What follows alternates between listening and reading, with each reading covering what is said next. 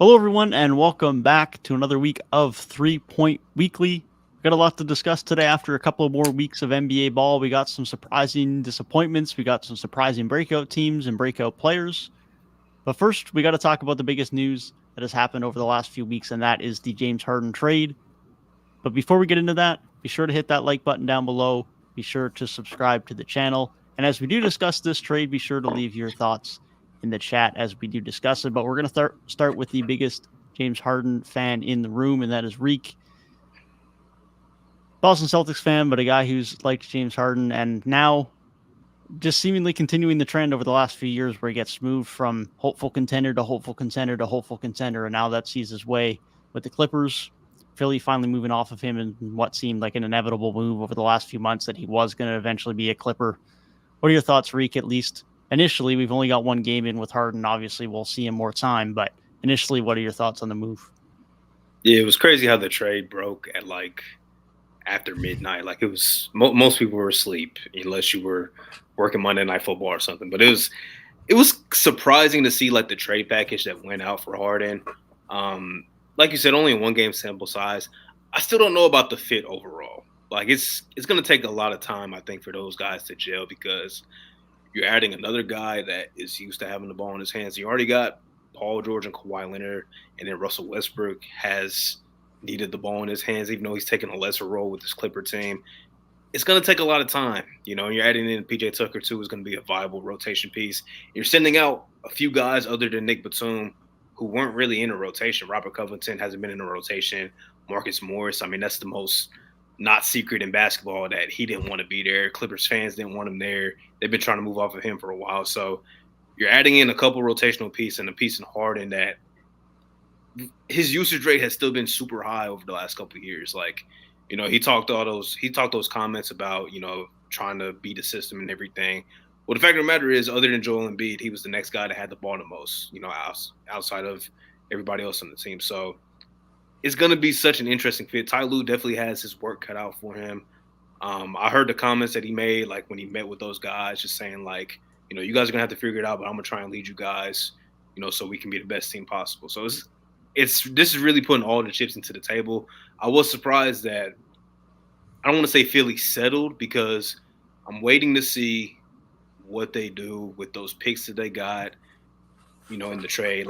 Is there more down the line? I want to see that. So I'm not going to say that they settled, but I did think that they would have got a Terrence Mann in this deal, and I would have liked that a lot more for them. Even though I don't think their return is bad because Harden wasn't playing for you.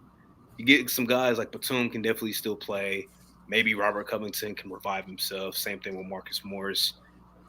And you lost somebody that wasn't playing for you this season, and they've looked damn good without James Harden. So kind of interesting for both teams. I got to see more, man. The Clippers it was something last night. It was not the fluent offensive team that we've seen for most of this season so far. So it's going to take a lot of time for them to, gel and figure everything out. Yeah, I can't really judge the actual on-court result too much off of 1 game because, we know some of the greatest teams ever constructed with star-level players just didn't really gel out of the gate. The most famous examples are probably the first game of the Kevin Durant Warriors got blown out by 20 by the Spurs. The first 20 games with LeBron and the Miami Heat, they were 9-8 or something like that. So when you see these, especially mid-season, these teams constructed like this, 1 game, things are going to be weird. There's going to be some adjusting to do. But overall, this was a very on-brand move for the Clippers, and I think one that's hard to really dislike from the perspective of, like Reek said, a lot of the guys that they gave up weren't even in the rotation. So you got to add in a player who, while maybe a bit past his prime, is still a player at the level of James Harden. That's a very high-level asset to add in when you're really probably getting towards championship or bust territory. And we know the Clippers for years on years now have just been really just betting on collecting these big-name assets and just trying to sort of just chase the biggest available people and put together something great. So hopefully they can get a championship done because I feel like at this point, this is okay, we're bought all the way in. And if things don't work out this year, you're going to start having some weird conversations. But I'm really not sure if this makes them a top contender, because at that point we are going to have to see, like, over the next 75 games, are they on the level of like a Denver or a Golden State, or even though they haven't started the season off great, like a Lakers?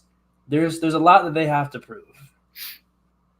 Definitely a lot they have to prove. And like you guys mentioned, part of that's going to be the chemistry, part of that's going to be the fit. Part of that's going to be, even though they did give up a lot of guys that aren't significant parts of their rotation, they did give up a lot of forwards and a lot of their size on the wing. Plumlee's now going to be out for a few weeks as well, so they just lost their backup big. That's going to be something they're going to have to juggle, at least for the regular season. Come playoff time, they might not have played many of those guys anyways, but at least just to get through the regular season, they're going to have to figure that out, especially if what seemingly comes every year is if we get a Kawhi injury or a Paul George injury. Hopefully that's not the case. They're going to need that time to have that time to get some chemistry this year, to figure out how they're going to play together and how that works. If they're going to keep Russ and Harden in the starting lineup together, or if Russ goes back to the bench, they got things to figure out there. So hopefully they can stay healthy for that sake. As far as Philly goes, like you said, Reek, it wasn't the biggest package. They didn't get a ton of first-round picks. They got a couple, but it wasn't anything absurd. And they didn't really get anything back of great value in terms of players. But the biggest thing for them is they maintain their flexibility. They will not be paying any of these guys into next year if they don't want to. All of them are going to be expiring contracts. So when you move into next year now, they got a payroll that is giving them a lot of cap space. They're going to have this money to go out and give Siakam a bag if they want. If, God forbid, Kawhi Leonard or Paul George opt out of their contract, disaster for the Clippers. And this would be hilarious if this trade ends up resulting in one of these guys back in Philly next summer.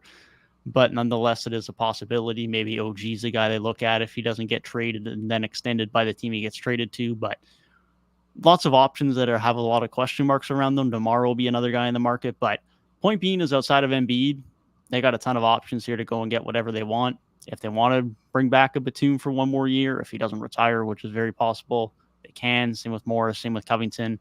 But they're not tied down to any of these guys. That's the biggest thing. And like you said, Reek, they got those two extra first-round picks. So if they want to go out and make a trade this year and not wait for a free agency splash, if they want to go after a Zach LaVine, or they want to trade for an OG, or they want to trade for a Siakam, that helps their cases as well, because outside of that, I believe they only had one other first-round pick they could move. Now they got three. So 3 plus a Paul Reed plus a Jaden Springer. It's not amazing, but it's a good enough package that you might be able to get some team to bite. And I like, they were basically in the same situation when Ben Simmons, that drama was going on. And this time they're buying into Tyrese Maxey because he's started off the season phenomenal. Him and Embiid have looked like a great 1-2 punch. And just surrounding them with solid role players. Kelly Oubre's been playing really well. Tobias Harris is always going to do what he does. And the potential, like we just mentioned, the guys that they brought in, maybe they can just add to what they're already building. And they've looked really good to start the season. The offense has been great with Embiid, up in his playmaking. Maxey has taken strides all over the court. So I like the move for those reasons. And like you said, maintaining their flexibility just in case somebody does become available. Maybe they can make a move. Or in the offseason, if this season doesn't pan out, they can make that big splash move. So, maybe more of a little bit of a long-term plot for Philly, but they're still looking really good. They're going to be a playoff contender, even with, how the top-heavy teams in the East got better in the offseason.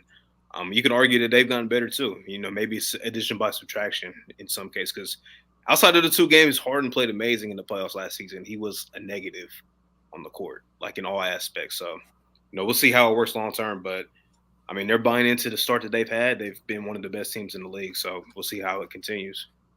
Yeah, year to year for them to really, at least so far, not really have any sort of significant drop-off, going from James Harden and Tyrese Maxey to really just Tyrese Maxey leading that backcourt is really impressive to see for them. And honestly, like you talking about that long-term plot where it's like they can really add somebody big next summer, it honestly takes what I said looked really bleak for them, like, oh, this era might be over, like things are just not going to work out for them.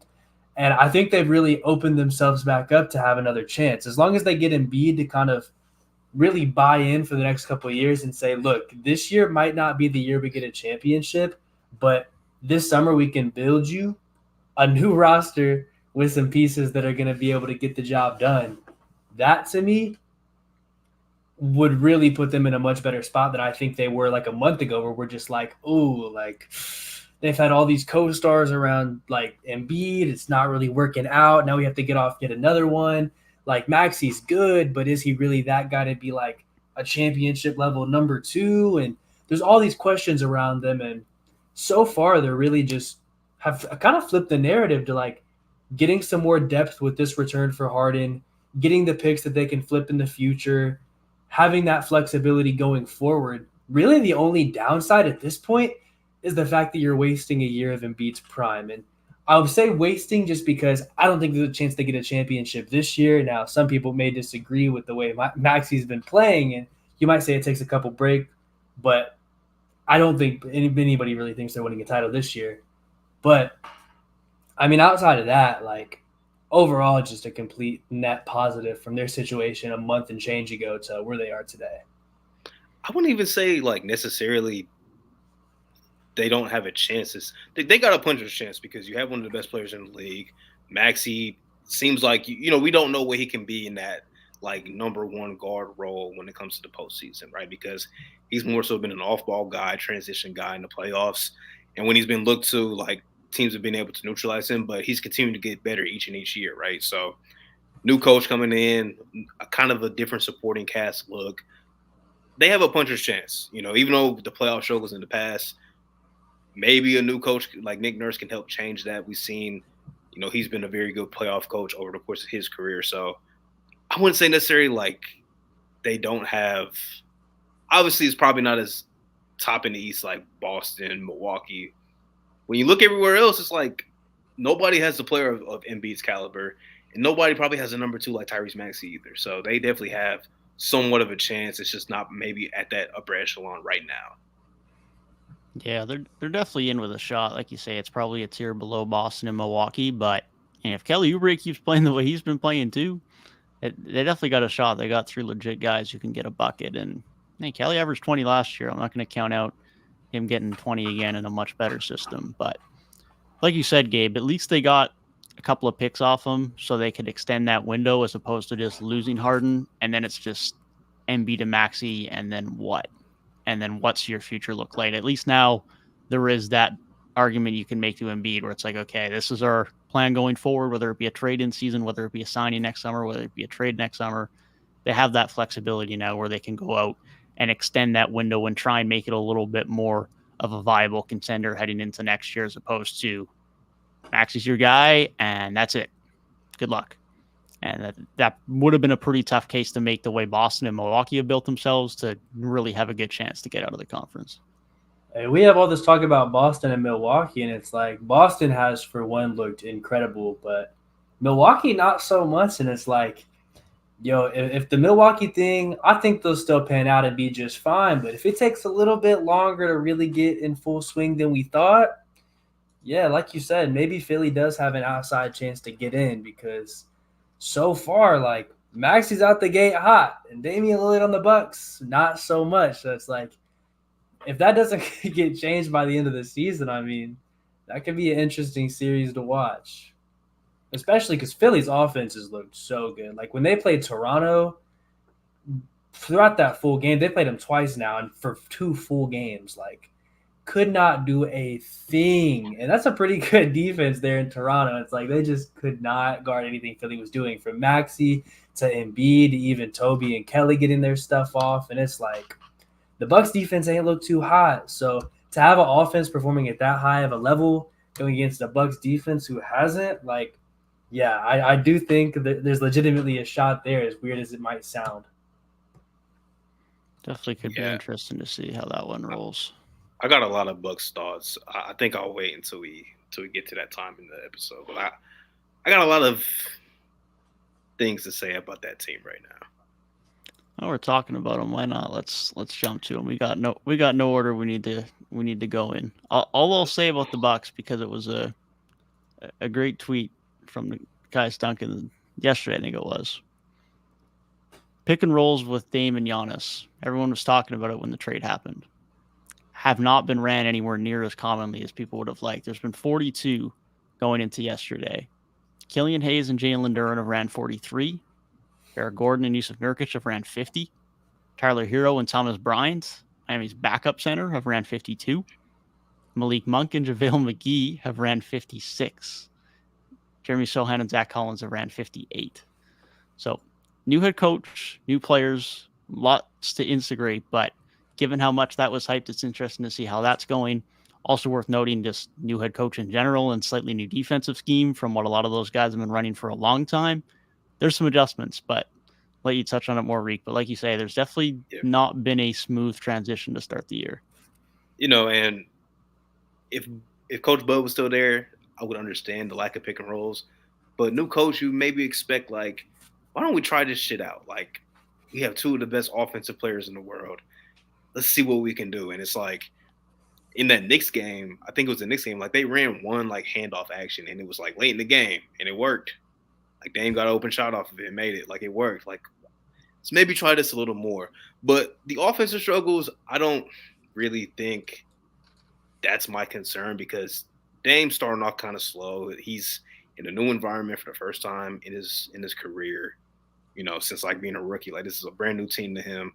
And he's playing with somebody that demands the offensive attention like Giannis does. And also some other, like, really good offensive players too, which he hasn't really had the luxury to play with to that level, to that degree. So the offensive struggles, I think they'll be fine. Middleton's been kind of on a minutes restriction too. So, they're not really at full capacity there. Some of their guys have been shooting the ball really well, which is a good sign for this team. It's the defense for me. Was always a concern when they traded away Jrue Holiday, because they already kind of lacked other viable wing defenders. They had Javon Carter last year, but he's also gone too. So losing a lot of your grit on, the wing defensively. Chris Middleton's not the defender he once was. Pat Connaughton's a fine defender. You're asking, like, Malik Beasley to be the big time. That's why Jalen Brunson's getting 45, because Dame can't guard and Malik Beasley can't guard him. You can't ask Connaughton to guard smaller guards like that. That was always my concern, right? But I'm thinking, you got Giannis, you got Brook Lopez. Those guys can clean a lot of shit up. This is what I hate, though. I'm not a drop coverage fan. The only time drop coverage really works is when you have really elite guards that can navigate through those screens. That's when drop coverage is effective. That's why you can see the Bucks have been able to run it, because they've had Jrue Holiday. Boston can run it. But they don't have those kind of defensive guards and wings to be able to do that constantly. And I've been seeing Brook Lopez kind of get that space eaten up between them in that drop coverage. And that's how Brunson was able to get off like he did the other night.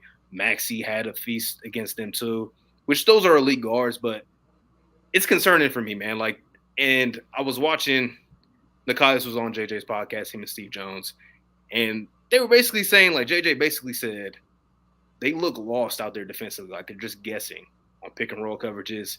It's different every time. One time they're forcing them to the middle, and then it's, forcing them to the outside. Like, it's all different. They're not, it's one time they're icing the ball handler. Like, it's not really consistent. At least, like, the years prior, it's consistent drop coverage. Is how we're going to play it. It's just kind of all over the place right now. Maybe they will figure it out. Like you said, Devin, a young head coach, a rookie head coach, it's a bit of a concern for a veteran team to look this lost defensively, that most of those guys that have been with this team have been in those championship environments. So it's a little bit of a concern. Jrue Holiday was a big loss for them defensively. They'll probably figure it out. But the first couple of weeks has looked very bad.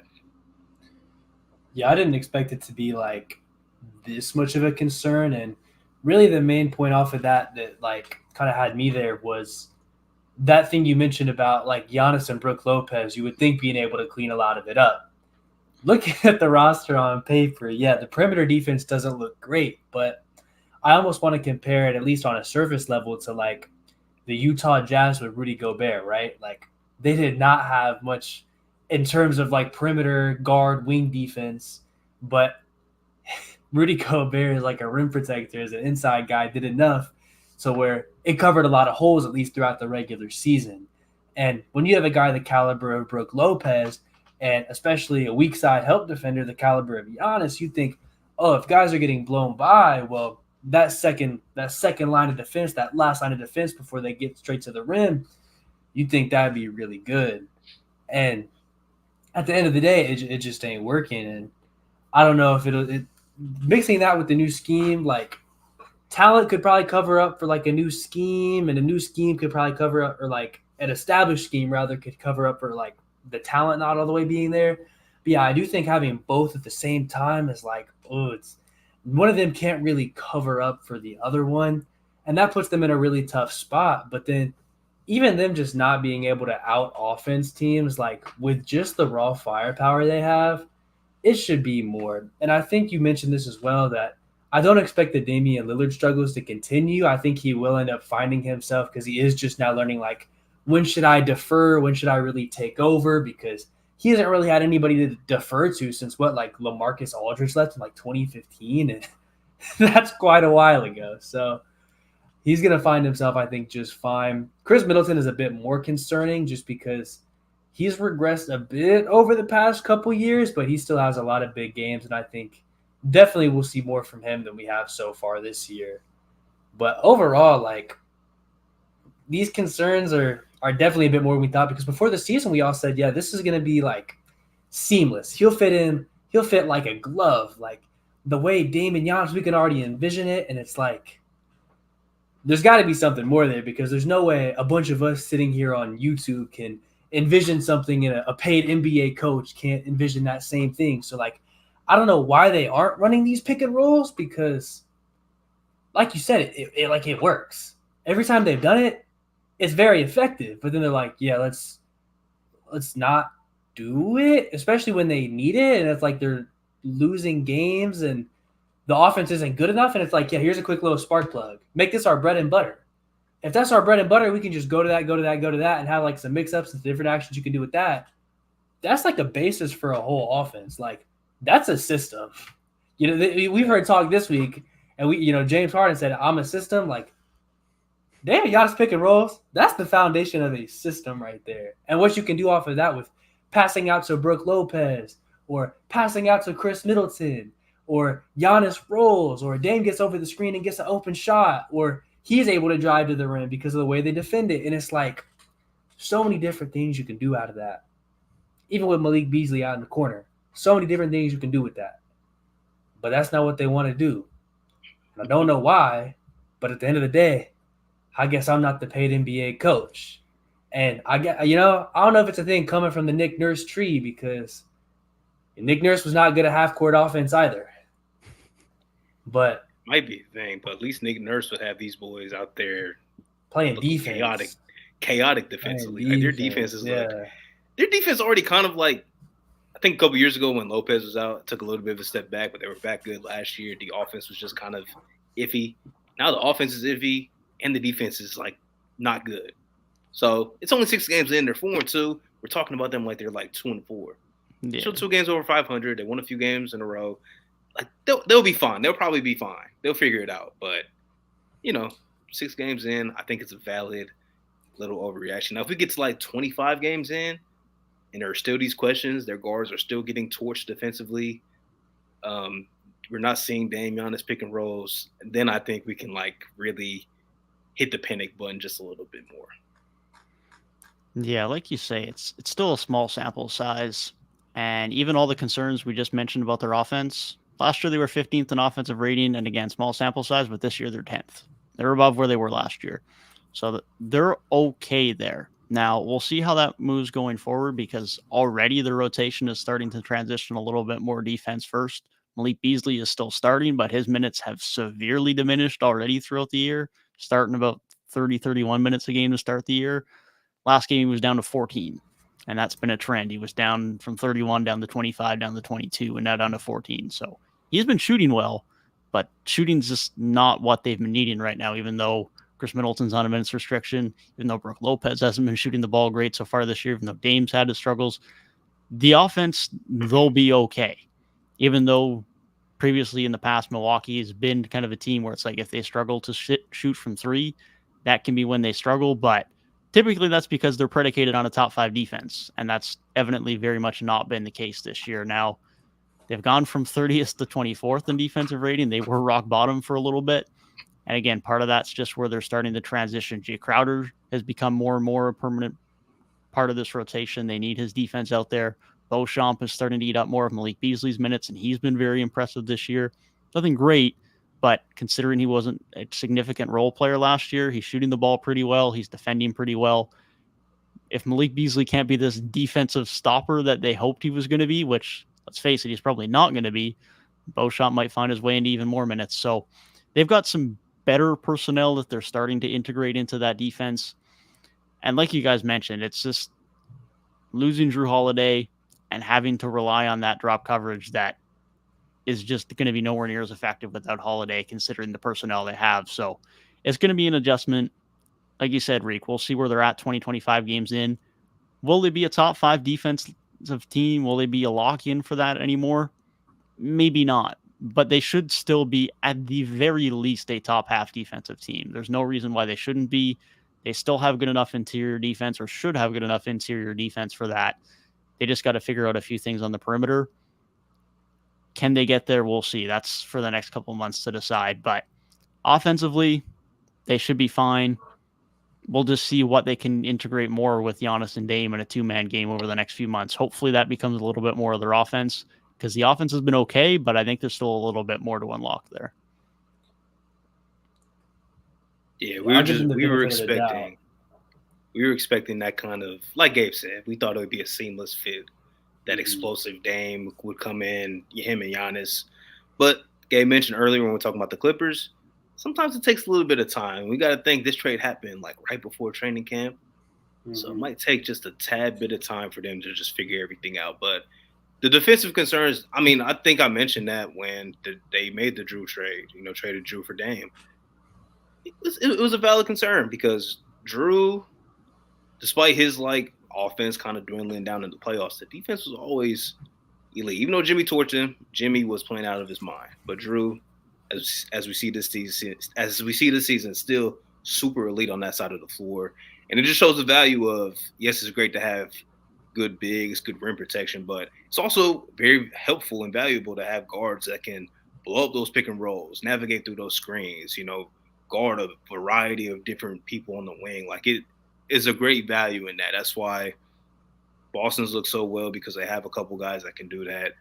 Marcus Smart's always going to be who he can be, and just those guards are valuable. So, maybe they'll be in the market for more defensive caliber guys. I don't know if they're even viable for the buyout market, but maybe they can make a slight move here or there. But it's going to take some time for the offense, but the defense, I think, is something that we can definitely look at, and we might be 40 games in, and it might still be looking a little concerning. Yeah, the benefit of the doubt's definitely there, because you're literally making a coaching change, and then you bring in a superstar level, top 10 level player super late into the offseason. It's they're trying to make a lot of changes and implement a lot of things at once, while also not being full strength because of the Chris Middleton thing. And it's there's a lot of moving pieces here. And so even our lofty expectations of them being so good right out of the gate were probably a bit high. But yeah, I think this is one where it's just going to take more of a sample size, because things should come together. And if they do not by January, February, then we'll probably be having a lot more serious conversations. Yes.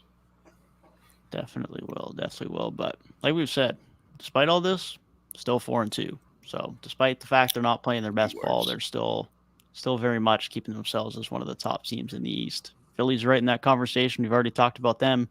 And Boston sits atop right now. Get your thoughts out, Reek, because Boston looked pretty good. They've only picked up their first loss just a night ago, but Boston have definitely looked like one of the best teams out of the gate. Yeah, Minnesota's damn good. That me putting them at 10th was already just a horrendous take. So, but yeah, I mean, even in that game, man, Boston looked really good. Derek White missed the last couple of games, but the defense from the jump has looked very good. Just the versatility, the different lineup formations that you can run, it's looked great. And I think the offense has looked a lot better than what I anticipated, given that you're adding a couple new viable pieces and you lost some guys in the offseason too. So it's and with the bench struggles, which I'll get to, but the offense looked pretty good, man. Kristaps and Drew already have very good chemistry for guys that just got there this past offseason drew within like the last month or so. So, the offenses look good. Tatum just continues to ascend. Like he looks like a even better offensive player than he was a year ago. Just like his decision making. I've loved him like finishing at the basket. I feel like you can tell he put on some muscle in the offseason. I think they said 12 pounds of muscle he put on. You can tell he looks a lot stronger. He's not really getting knocked off balance too easily. He's looked great. His shot diet has looked a lot better too. Taking a lot more mid-post shots. I love seeing that from him. Jaylen Brown's looked good too. I think his decision-making has looked a lot better. Like last night's game, he made like 3 or 4 just like exceptional passes, which he probably wasn't making, in the playoffs last year. Like he looks a lot better. My only concern really is the bench has just been – Al Horford's going to come in. He's going to do what he does, but there's no pop off of that bench. Peyton Pritchard has looked terrible. Even though he has some productive like minutes, like as far as – getting some steals, offensive rebounds last night. He's looked bad. O'Shea Brissett minutes haven't been consistent, even though when he's played, he's looked pretty all right. Luke Cornett's been okay off the bench when he's been asked to play. But it's like there's no pop off that bench, which you would like to see at least one guy, especially maybe the guy that you just gave an extension to provide some of that. But hasn't been there. I think Pritchard will get better as time goes on because he's been like really bad right now. But through 6 games, slightly concerned. But outside of that, Mazzulla already looks a little more comfortable as a coach. He made like an amazing challenge last night, which, ended up being like a 6-point swing when it was all said and done. Like he looks a lot more comfortable. He's using his timeouts more. I love to see that. So year 2 for him is going well. But overall, Boston's look great. I couldn't be happier with like the first 6 games, to be honest. Yeah, I think this was a lot of really what was to be expected from this team. Like, we were talking before the season, we're like, that top 6, one of the best in the league, if not the best in the league. But outside of that, a lot of questionable stuff. Some people expected that Pritchard jump and maybe some other people to really take a little bit of a step and really make a spot for themselves in the rotation there. But we're definitely still waiting on that. And I don't think we expected that to be resolved here in the first 5, 6, 7 games of the year. So still something that, like we're saying, it's still early in the season, something that we can really hold out on and see who really begins to carve out that niche for themselves. Because if Pritchard's supposed to be that guy, we ain't seen it yet. Really, it looks like so far the best guy off the bench for them might be Sam Hauser, which makes some sense because, he was sort of in and out of the rotation in their playoff runs the past couple of years. So, maybe we should have seen that coming since he's been in and around throughout this Joe Mazzulla thing. But as far as those top 6, there's a reason they didn't lose until last night. Like, the impact of Porzingis has been just great. I love what he has done. There's a lot of nights where he looks like the second best player on the team. And it's not even a slight to Jaylen Brown, more so than it is just praise to how good Porzingis has been. And then the fact that this team, we're talking about, the Bucks don't really have any great guard defenders, and the Celtics might have one of the best starting defensive backcourts in basketball with Drew Holiday and Derek White next to each other. There's really not much better you can get. And if you look at the 29 other teams, you might be hard-pressed to find a better defensive backcourt than that. So from that perspective, it's like when they get into the playoffs, that's a matchup nightmare for every opposing team's guards and wings. And that's something you really, really look forward to seeing it then.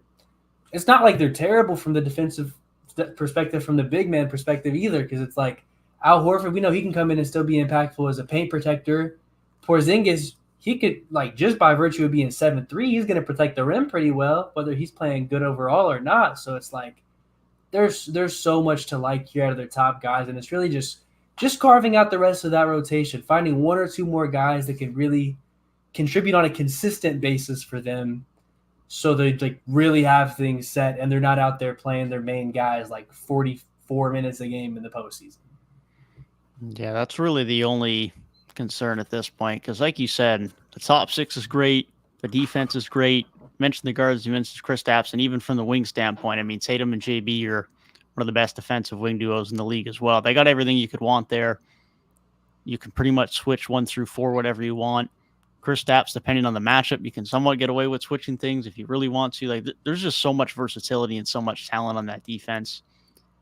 Throw that in with the fact that now you have so much more spacing with Kristaps being out there. Not that Horford was a bad shooter in his own right, but of course, any lineups that had Al or Robert Williams both on the court was going to have a little bit more limited spacing. So they're just in a great spot now with that amount of spacing on the floor.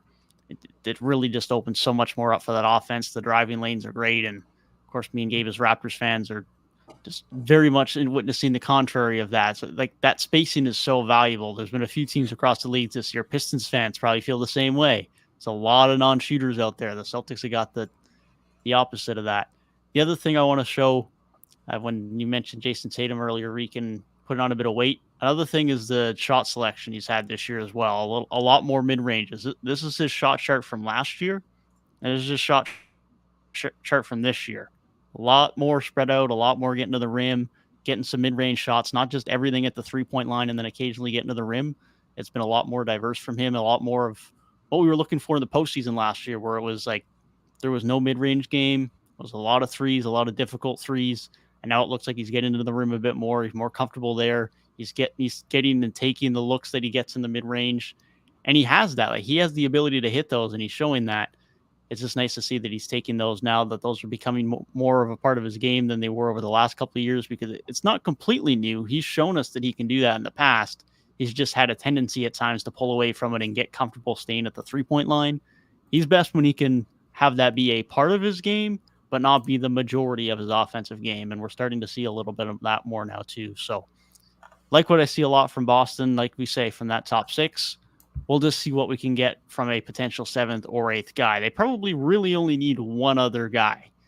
As long as they can have a sixth and a seventh come postseason, they're going to be okay. They just need at least one more guy to be a consistent rotational piece. Who that is, anyone's guess at this point, because no one's really showed it. Yeah. Shout out Sam Cassell. Shout out Paul Pierce working with Tatum in the offseason. But he started last season kind of the same way, like not really sailing for threes as much. And then he got away from it. So hopefully it's not just like he's tricking us again. Hopefully he continues this, because it's refreshing seeing him just open up his offensive bag and just not settle for the three. Play that, like, I guess, James Harden type, like three or at the rim. Like, switch it up a little bit. He's getting to the free throw line, at a pretty good rate too.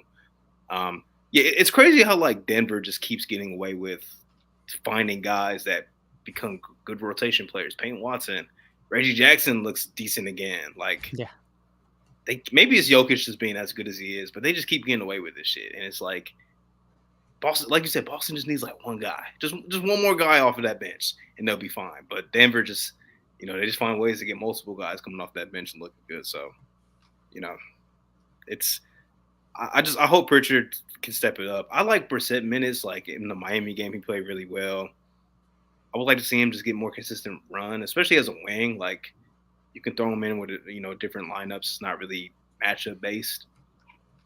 Just why not? I mean, especially at this point in the season, you're kind of experimenting anyways when you have pretty much an entire new second unit. Like, you got to figure out which guys you can trust from a night in, night out basis anyways. Like, we already talked about this when they made the Drew Holiday trade. Like, they're going to have to figure out who those guys are off that bench. So, hopefully they just can consistently give a couple guys some opportunity. Maybe, like Gabe said, Sam Hauser's that guy. He seems to be consistently off the bench, get opportunities. Maybe he is just going to be that guy. So we'll see. Yeah, I think they're like a wing away with it. And if O'Shea Brissett can be that guy, I think that'd be really good for them, because they wouldn't have to go out and like give up any assets or be just searching for a guy. It could just be a guy in-house that has the full season to really learn and progress the chemistry with these guys. But yeah, I mean, if they just stagger like Derek Williams and Drew Holiday, or Derek White, and I don't know how that name came out, but Derek White and Drew Holiday, yeah, I mean, they should be fine from the point guard position. And then the fact that JB and JT can really play that like 2 through 4 almost, like JB can be 2, 3, 3. It raises that flexibility. And then even the fact that you can play like Porzingis and Al Horford minutes together and it's fine. It really just opens up the fact that they don't really need like some strict certain position, but just a guy like O'Shea that you could probably throw in at like a 2, a 3, and a couple of different places. That's really the only thing they need at that point.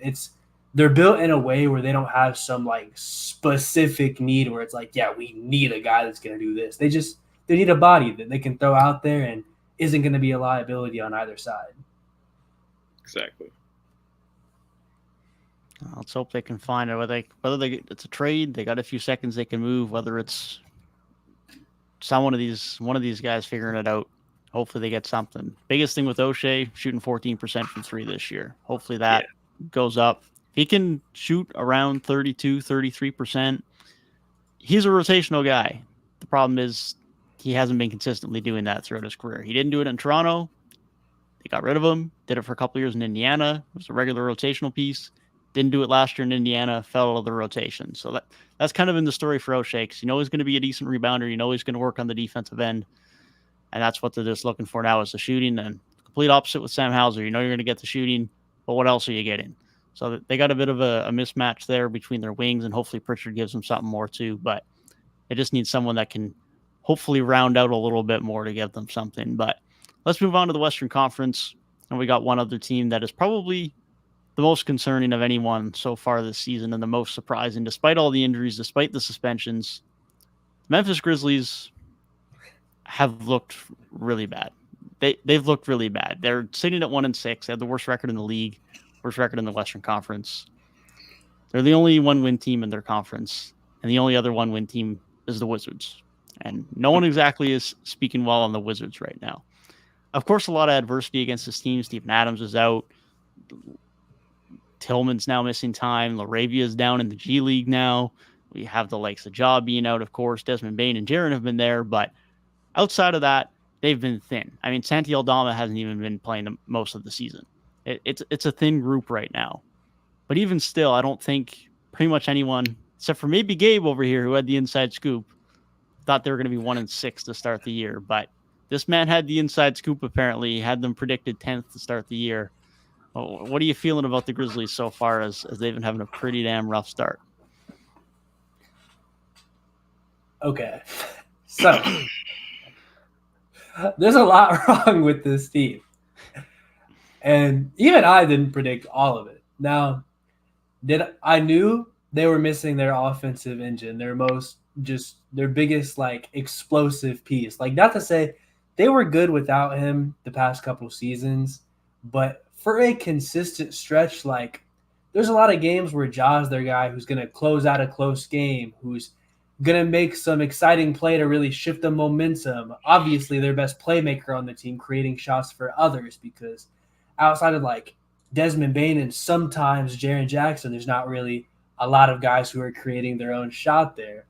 Dylan Brooks is gone, and as much as people hated him, he looked decent. He was a great defensive piece for them, and he honestly looks decent on offense right now on the Rockets too. So, I mean, I don't know what that says about letting go of him in general, but this team, offensively, that's going to be a problem. Missing Ja Morant, you can bring in Marcus Smart, you can bring in Derrick Rose.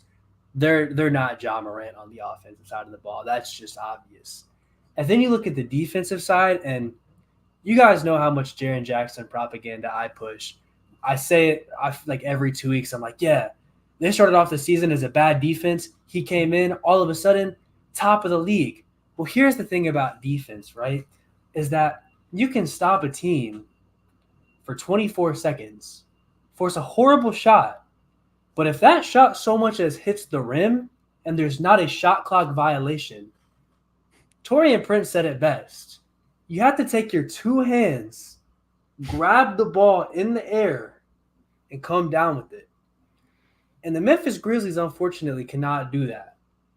Jaren Jackson, we saw, I didn't even watch it, but just looking at the FIBA stuff from this past summer, it was clear that man was not getting rebounds. And he's never really been the biggest rebounding guy.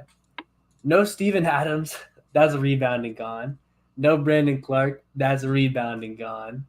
Talking about Tillman missing time, that's a rebounding gone. It's who's getting a board? You can play great defense. You can have a one-man defense for all you want. But if you're guarding them, they put up a shot, and you don't get the board, it don't matter. They're getting another chance. They're getting second chance points on you. And it's you don't have the offensive firepower right now because you're missing your most dynamic offensive player to compete with that. Desmond Bane can't do it by himself because Jaren Jackson, for every good offensive game he has, he also has a game where it's like, are you even doing anything on that side of the floor? And even if he is, well, you can't rely on him for everything. Is he going to be your best guy on the offensive side and the defensive side? This team isn't that deep either. Derrick Rose is decent sometimes. But like you said, Santi Aldama is not playing all the time, and he's still not a great depth piece. They got rid of Tyus Jones. He's not there anymore. He was so good when Ja missed time last year and the year before. They just don't have guys. There's barely anything that they're good at. They have glaring deficiencies on offense. They have glaring deficiencies on defense. And I think we knew that the rebounding would be a struggle before the season even started. But, they got, two guys who are, good NBA players. I don't want to say good NBA players. They got, 2 or 3 guys that are, will win you some games. It's Bane, Jaren, and, Marcus Smart. And unfortunately, basketball is not played 3-on-3 in the NBA. You got to have, a good amount of guys out there that can win you some games. And they're just – they aren't that. And this conference was way too tight for you to have these glaring deficiencies and to be able to still go out there and win games. Yeah, I think before the Steven Adams news, you maybe think they would have had some type of a chance to tread water until Ja gets back. But missing Ja and Steven Adams, you can make an argument last season, especially before the injury. Steven Adams was probably their third most important player. He was rebounding the hell out of the basketball for a very, very, very good stretch, man. So it's losing him is tough, but like you said to Gabe, missing Ja is even more evident right now because you already have kind of a decent roster turnover in the offseason. And Ja's just that good, and even he helps out. He's a good rebounding guard, so even he would help out a little bit. They're asking Jaren to do a little bit too much. That's why they have to go and sign a Bismack Biyombo. They're experimenting with a bunch of different lineups.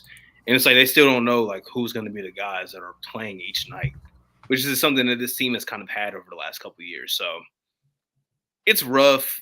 Ja's probably not even going to fix what's wrong with them. I thought Taylor Jenkins would be able to figure it out, but he might have his work cut out for him.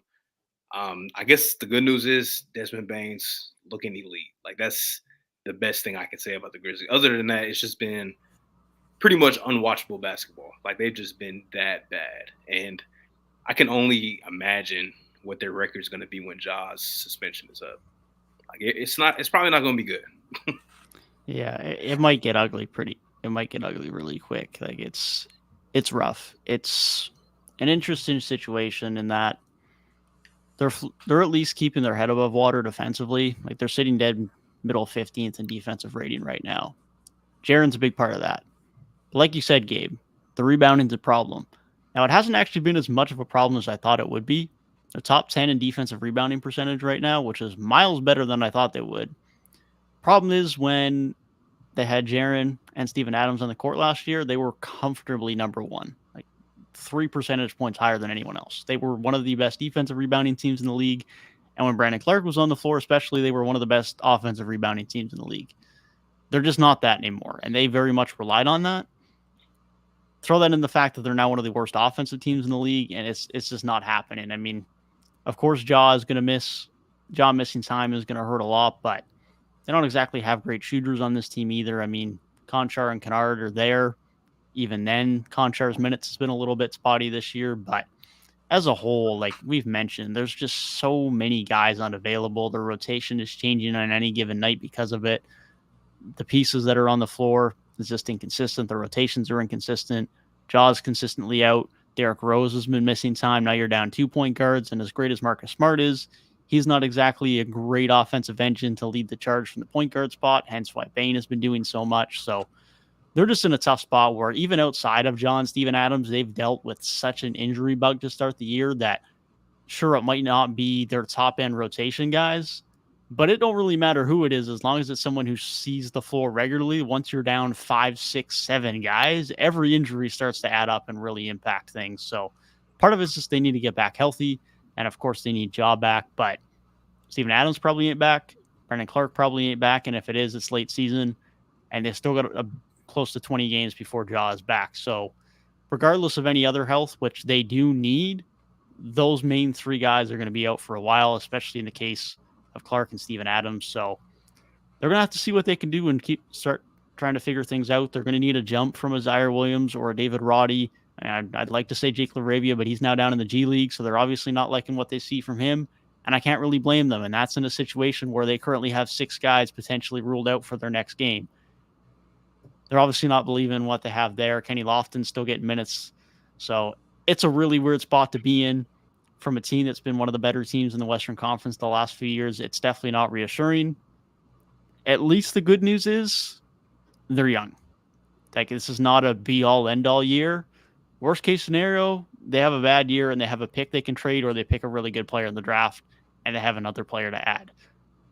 That might be a little bit down the road, and maybe they're not that bad, but it's sure going to be a much better situation and a much better pick than they would have had, say they were healthy and they were a 2 or a 3 seed, likely, given what they've done the last few years. So at least there's that silver lining to hold on to. But outside of that, I mean, it's rough. It's a rough year. It's very different from what we've seen from the Grizzlies the last few years. There's no doubt about that. I'm going to have to start a dialogue. I'm going to have to start a chat too. Like, a high lottery pick might not be the worst outcome for this season, man. The question is, though, now that I say that, do they own their pick? I don't know if they own their pick. I think they do. I hope they do. If not, then this is all bad. I'm going to look now, but hopefully they do. I don't remember which picks they sent to Boston, but I will look and report back in a few seconds here. Yeah, Kenny Lofton should not be getting minutes at that. That's big facts. More favorable of Memphis and less favorable of Phoenix and Washington 1-12. So, yes. So they do have their pick. Yeah, they have 2 first. They have their own, and then the less favorable of Phoenix and Washington 1-12, which will also be a very high pick, because Washington is definitely going to be 1-12. Oh, that's good. So I mean, we've seen, like, in the past, like, the Lakers jumped up in the lottery, got a top 4 pick, traded it for Anthony Davis. Now, obviously, they have more to give up. Who knows what Memphis would have in that situation, but maybe a high lottery pick's not the worst case scenario. Maybe they need this to, like, really take that step and get better, because outside of that, they're not a free agency player. How else would they get better? That might be, like, their one route. So maybe it's bad right now, but this might be a years from now, a blessing in disguise. Like, you had this one bad season after kind of overachieving. I would say the last couple of years, like, you were 2 seed back-to-back years in the Western Conference with, like you said, Devin, a very young team. You have a bad year, you get a high lottery pick. Maybe you take somebody, maybe a trade's available, but that's an avenue for you to get better and take that next step into just being, you know, a young team that's getting high seeds, maybe winning a series, to maybe we can really contend, make it to a Western Conference Finals, and see where we can go from there. Yeah, I hate to say it, y'all, but at least for now, Dylan Brooks might have won the divorce. Like, call me a madman, but he got his money. He's on a better team, and he's playing the best basketball of his career. The culture left, man. It's gone, and the Rockets, for all we clown them all off season, the Rockets are 500, and the Grizzlies are one of the worst teams in the entire league. And Dylan Brooks has looked good on both sides of the ball, and it's like they could really use him right now. And it's not like they traded him; they just said, "Nope, you're gone. We're not bringing you back under any circumstances." And for all the drawbacks that came with Dylan, like, I'm just saying.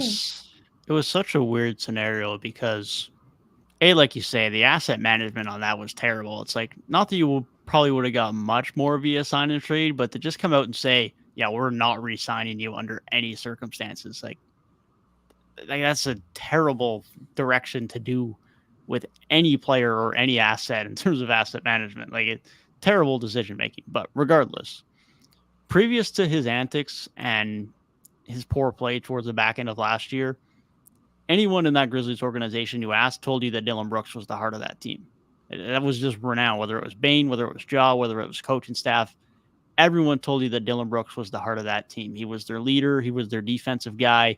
He was what Marcus Smart would be to what the Celtics defense was, at least in terms of that organizational status of you're the heart of this team. You're our engine to the defense. Offensive concerns, very different positions, but offensive concerns. But you're that guy in the defensive end, and you're very much our leader in a lot of respects. Now, of course, that took its turn towards the back end of the year.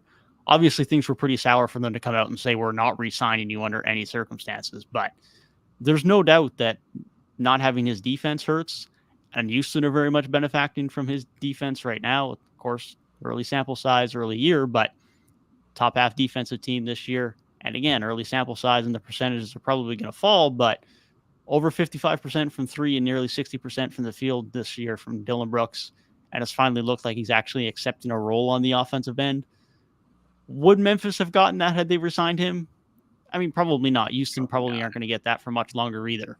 But it's definitely a very difficult situation that they've had to go into, from Brooks being their guy and the heart of their team 12, 16 months ago, to then the back end of last year, things turning really sour. And now you're having to rely on a Zaire Williams as much as you are. And hopefully he develops. But at least for the time being, he's certainly no Dillon Brooks, which is definitely a downside for Memphis and definitely a benefit for Houston. And as chat would indicate, I think Ime Udoka's got a good part in that whole Houston team, playing pretty good defensively right now, because as a whole, as much as I'm not buying into Houston, they do look a hell of a lot better than they did last year. More watchable too. But yeah, like you said, like Brooks, Marcus Smart, very two similar guys to what they brought to their former teams, right? But the difference is with Boston, like you were able to replace Marcus Smart with a guy like Drew Holiday while also having Derek White. So, you know, it might not be the same like culture setters, but they can fit right into the culture that's already been built, has been established. Memphis, they didn't replace Dillon Brooks with anybody new. They're just like, hey, Zaire, you didn't play much last year. Let's see what you got. David Roddy, let's see what you got. Laravia, see what you got. He's in the G League now. Like, it's when you look at it in hindsight, it's like they were kind of asking for some stuff to go wrong. It's just like on top of that, Steven Adams is out for the season. John Morant suspension. Guys already missing time that they were looking to rely upon. So it's like everything that could have went wrong has gone wrong for the Grizzlies. It's just, you know, every year in the West, a team surprisingly takes a drop off. Now, whether that's from being a top seed to playing range or just dropping out of the playoffs completely, it happens. Dallas dropped out last year after making the conference finals. Memphis, Gabe saw it. They were probably the most obvious contender to really drop off, but it's a pretty steep drop for them so far this season, and it's not going to get any better, even with Ja coming back in, 18 games. So pretty soon he'll be back, you know, within like the next 6 weeks, but it's probably not going to get much better. I was due for another good take, man. It was about time, and Ja's gonna have to do some serious floor raising. Now, I can't imagine like the three of Ja, Bane, and Jaren playing together for a long stretch and them still being like bad. They'll win games. It's just I do think the hole they're gonna put themselves in might be too big to climb out of at that point, because there's a lot of teams in this conference that look damn good, and there's some that have even got off to slow starts that I'm just more confident in. Like Sacramento's got off to a bit of a slow start. They've dropped a couple because De'Aaron Fox went out, but like De'Aaron Fox is going to be back a lot sooner than Ja Morant. So I think the Kings, they'll steady their ship way before Memphis will steady theirs. And it's like the Suns, they've started off tough, but Beal hasn't played. Booker's been in and out, and it's like KD and a bunch of whoever's out there, and it's Gordon. And it's like once they have Beal and Booker playing, I expect them to right their ship before I expect Memphis to right theirs. And it's like, of all the teams who have these slow starts that we expected to be better, they are probably that team who I'm like, ooh, like Ja just being out for 25 games. It's like, yeah, this is really going to hurt, because these other teams, it's just guys that are banged up. Like their guys are going to be back and they'll get to start getting a move on in like 2 weeks. Memphis still got a minute. It's like worst case scenario. They got to be like 10 and 15 when Ja gets back. And that's like, if they're any worse than that, like it's going to be a lot of ground to make up. Just because, like, and then you got teams that might be overachieving, like, at least for our standards, what we expected. Like, Dallas has looked really good. They've kind of overachieved so far. And then you got to kind of make up, like, the teams that are in front of them, like Houston, 500 basketball. The Pelicans have looked decent, for stretches. Like, got to make up, progress from those teams that are in front of you, like that we weren't even expecting to be good, at least for our standards. So, yeah, it's going to be tough, man. It's going to be fair, everybody's ahead of them.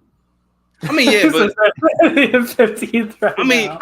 You know what I'm saying. But like Dallas is 6-1, and it's like if we got asked, do we think Dallas will start 6-1? We all would probably say no. Just being honest. Yeah. Like we were all kind of consistent with Dallas being like playing ranges, but more so like maybe on the outside looking in. So, it's like teams overachieving so far. They've performed almost as bad as possible. They have one win under their belt. Yeah, they got to start stringing a couple wins together just to get some confidence, some continuity, and maybe they can just figure out that Grizzlies way. But I just don't see it. They got just all the cards are stacked against them right now. Their one win was against Portland, and when you play a team twice in a row, when you play a team twice in a row, you usually split those games. Like, it's very hard to beat an NBA team twice in a row like that. So I mean, basically worst case scenario. If they lose the next couple, like they got a game against like the Jazz and the Spurs in the next couple weeks. Like if they go out and they lose some of those games, like it's losable games. No, they've already lost to the Jazz and the Wizards, so they need some of those easy wins because they've already blown two of them. Given the Jazz and Wizards were both on the road, but like, and the Spurs are decent. Yeah, Spurs look decent. Minus the fact they just got a buck. I was about to say, but the Spurs Linsanity run might be over, man, because they blew a 20-point game to the Raptors, and then immediately, like they blew a 20-point lead. The next game, turned around and got blown out by 40. So. But there's no reason that they couldn't beat the Grizzlies right now. No, definitely not. Oh, yeah. I mean.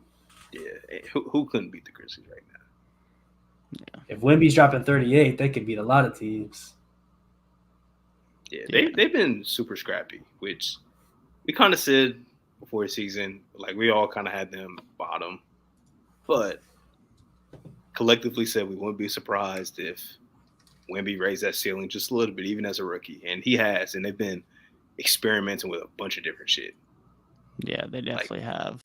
They definitely have. Like, point Sohan is not something I had on my bingo card going into this season. Now, I'm not saying I like it, but they've been doing it. Now, I'm very much on the train of Trey Jones should be starting. I don't know who you bench. It might have to be Sohan, but like Trey Jones be diming off the bench. This guy's been putting up crazy numbers, and he's the only point guard on this team. And not to say that Wemby hasn't been good, but Wemby can have a lot more success when he actually has a guy who knows him to get the ball and how to get on the ball in these right situations. But even still, Wemby's been great, especially on the defensive end. We can just already see how crazy he's going to be on that end. Zach Collins has looked good. Pre-injury, Devin Vassell looked very good. Looked like another improvement from him. So there's a lot to like you say, scrappy team. Lots of guys proving a lot of things. Lots of development going on from Wemby, from Zach Collins, from Devin Vassell. Still, like, I know point Sohan's not ideal, but the fact that he's like somewhat able to play point is a massive improvement. Because if you would have told me that going off of what I saw from him in college, never would have imagined that would have ever been an experiment. So there's a lot to like in San Antonio. There's no doubt about it. 1,000%. Yeah, Trey Jones averaging crazy. Trey Jones averaging 6.4 assists and only 1.4 turnovers. Those Jones brothers just don't be turning the ball over. Yeah, he's improved a lot. He's He's looked very good for all the Spurs ball I've watched. Like, he sticks out as like very effective at the guard position for them. My guy was Zach Collins. I'm glad Dev mentioned him. Like, Zach Collins looks like a viable NBA player, man. Like, before, like, the last few years, obviously he's been injured too, but I just didn't know how long he would actually stick around. But he's looked really good when he doesn't have to play completely out of position. Like, he's looked very solid. Yeah, it definitely has. I like a lot of what they got going on, and they still probably got another year or two of getting a couple of more high picks. Hopefully, one of those is a guard. If not, they probably trade for one down the line. But they're in a really good spot. I mean, anytime you got Wemby, you're going to be in a good spot. But they got a lot of nice pieces around him, whether it's long-term guys or whether it's guys they do eventually move off of in a trade if they do decide that this Sohan, Zach Collins, Wemby thing is a few too many centers/power forwards in the mix. But either way, they're in a great spot. There's no doubt about it. The fact that they're already looking this competitive, very good sign. Definitely a good sign. I got to shout out one player because I just kind of thought about him when you mentioned Tyus Jones not turning the ball over. Killian Hayes, man. Killian Hayes has looked real decent. I think last 3 games averaging like 7 assists, 0 turnovers, like looked really decent. And he's getting the Ivy minutes more so than Ivy. He's looked okay. I got to give credit where it's due, man, because he was somebody that, you know, you base off of last season and what fans think of him, he should have been out the league. But nice 8-game sample size from him so far. Not turned the ball over recently. He's looked pretty decent, man. Yeah, I'm surprised he even got that opportunity.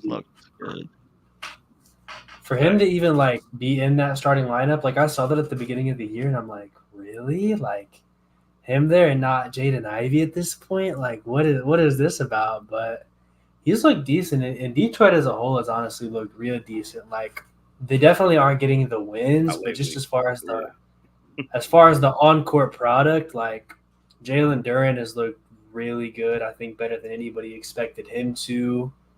With that, like Cade has definitely been what we more so expected of him continuing to blossom and just progress as a player.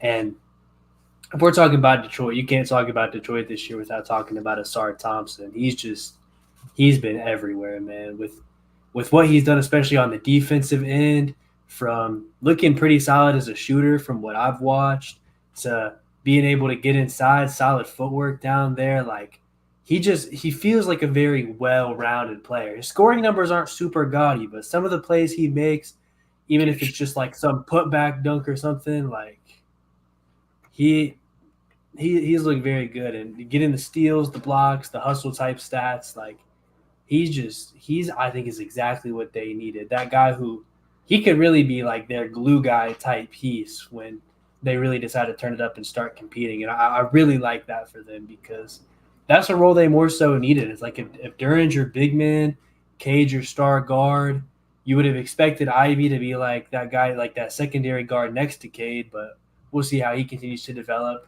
Asar was like that piece they needed. And for a guy who might have been a bit of a gamble just because of the Thompson twins kind of unusual pre-NBA route, it was a really good payoff. A really good payoff that's paying off almost immediately for them. Yeah, he's been special, man. Like he is so elite already at everything that does not involve scoring. And he's still fine in that department, especially in transition, and he can get downhill, but like really good handle, really good defense, really good passer, really good decision making, high basketball IQ. Like he has everything. He has everything you want in terms of those intangibles, in terms of being a good connective piece, a really good defender. I mean, this is already a guy that you just look at and say, okay, this is a multi-time all defensive caliber wing. And if he ever somewhat figures out the scoring stuff, he's got multi all-star written all over him just because he's so good at everything else. Like it's crazy how good he is already on the defensive end immediately as soon as he jumps into the league. Being this comfortable, being this aggressive is just very unheard of, especially if it's not a big. It's very rare to see that. So that, like you say, great from him off rip. Hopefully we get a little bit more of the shooting figured out from him because that's still the biggest thing for the Pistons, which is why the Killian Hayes starting thing has been even more interesting and a bit more of a surprise because the passing has looked better, the playmaking has looked better, and his defense is still solid, but he's still shooting sub 40% from the field. The scoring's still just not there. So he projects as that type of backup guard right now. He's a pretty good defender, good passer, good playmaker, but he's probably not starting, especially on a team that starts Jalen Duren, that starts Asar Thompson. And although Isaiah Stewart has improved a lot as a three-point shooter, he's still not exactly a great three-point shooter or a guy that's giving you a ton of spacing. So their spacing right now is Cade, and that's it. No one else is really a respected three-point shooter on the floor. So I wouldn't be Cade's not even elite. surprised. No, and he's not elite by any stretch, but at least people have to respect them. So I wouldn't be surprised if they get to a point, or at least I'm advocating they get to a point where Alex Burks potentially sees some starting minute lineups once he gets back from his injury, because he's been shooting the lights out the ball this year. And that is the type of spacing they need right now, just so Cade can operate a little bit more, so Asar can get downhill a little bit more. No knock on Killian Hayes. They just need some amount of shooting out there because their spacing is just as bad, if not worse, than the Raptors. And that's pretty damn hard to do. So that's the only tweak I'd really advocate for right now. But the early days, they're only 8 games in. It's still a young team. They're trying to integrate in with a new head coach. But cool. Asar, great. Duran, great. Welcome back, Kong. It's nice to see you in the chat. But all in all, they're a team that looks competitive, and their young players are playing well. That's about all you can ask for this year. Dude, I swear, I gotta correct myself real quick, bro. Asar Thompson's only made 4 threes this season. They must have all been minutes I was watching, bro. Because I swear, like, there was some game where, like, I for real saw him shooting a little bit, and I go look at the stats, and I'm like, yeah, my eye test lied. There's another game. He shot like 4 air balls. Like, it was bad. It was bad. But like you guys said, everything else he's doing like at a really, really, really good level. Like you can say elite. I think Jay tweeted, like he's gonna be an All-NBA defender next season. I'm like, shit, you can make a case he's an All-NBA defender right now. Like that's how good he's been. Like the game Zach LaVine had 51. Those last like 6 minutes of the game, or Asar Thompson was on him, and I don't think Zach scored after he got 51. Like, or at least he got 51 like early in the fourth and not score again. Like that's how much Asar was in his pockets. Like he was really clamping up. If you watch the summer league, everything he did in summer league is just he's doing the same thing on the NBA level, which is you don't see that a lot from rookies. They get like these kind of unrealistic roles when you're already going to a team that has young talent, has their franchise guy. He was playing the exact same way, hitting the boards on both ends of the floor, defending, blocking shots, getting steals, getting second chance points. Like he's doing all the same stuff that he was doing in the summer league. Different from his OTE days, but that's expected. But he's transitioning well. That's why I was such a big fan of him as a prospect, at least post-draft when I, watched his summer league and stuff. So it's translating well. Another rookie that's played well for them, Marcus Sasser. That's why he's going to get more minutes because he can shoot the ball. And he's played really well, secondary, shot creator for them. I think the last 3 games he's been playing phenomenal. So, he's definitely somebody to get an eye on. Hopefully Bojan gets back sometime soon. They can use his shooting. Alec Burks, like you mentioned, like it'll be helpful to get, some vets back that can, help out because they look, like you said, Gabe, even though the wins aren't there, they've looked very, very solid. Dude, a lot more watchable than last season, at least. The rebounding, that Asar rebounding, that Duran rebounding, Cade can rebound a bit. Rebounder, Cade. Dude, it's if they can get that spacing with Bojan and maybe add in like 1 or 2 more pieces over the near future, like they could progress a bit. I'm happy I cooled off on them a little bit because I made the crazy projection of them last year going on like a play-in push, and they still aren't even there yet, but they continue to look good. They're one of the most impressive bad teams in ball, or more than just like. Because a lot of teams, man. A lot of bad teams are like, fun, run and gun, like fast pace, offensive firepower, but don't play a lick of defense. And they like shoot themselves into a win, but they also can shoot themselves out of it. And it's like, that's not Detroit. Like they're a team who's pretty bad, but like you see the potential on both sides. It's not just like some fun offensive players. There's the defensive side is there too, rebounding. They can guard. They can guard for real. Like, they got defensive pieces. They're just playing 2004 Pistons offensive basketball. Like, it's bad. Like, it's kind of funny how like so many teams struggle with spacing these days when this is like the most heavily influenced jump shooting generation that basketball has ever seen. Like it's just funny that there's like you said the Raptors, one of the worst space teams in the league. Detroit.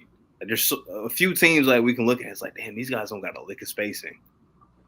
And just you can just imagine like just having one or two guys in your lineup that can shoot or respected shooters. How much that can open up things for the Cades, the Scotties, who are already playing good basketball. But just imagine how much better they could be if they have more space to operate. The Raptors will look decent, bro. Like the spacing, it's like on and off. Like there's some games, like, bro, I think it was like the Portland game, especially. Oh my god, it was like nobody could make a shot, and it's like, dude, this looks terrible. This is like the Raptors offense I'm used to. But then there's like other games where it's like Scotty's cashing threes. Dennis has been great for the spacing of the team. If Gary Trent's on, we know OG's pretty consistent. And Pascal, he has had a really slow start to this season, but there's been a game or two where he turns it on. And it's like there's been a couple games where like the Raptors guys, the shots will be falling, and it's like, wow, like you can just see the potential that the team has. It's not as consistent, but at least they've been able to mask it with just the more free-flowing offense. Like you don't have a lot of isolations that end up in like some bad shot. It's a lot more quality looks, even if there are nights where they don't fall as much, which can be frustrating, but also in the grand scheme, it's like, okay, we made a coaching change, and it's like, I feel like the talent will get there eventually from the shooting side.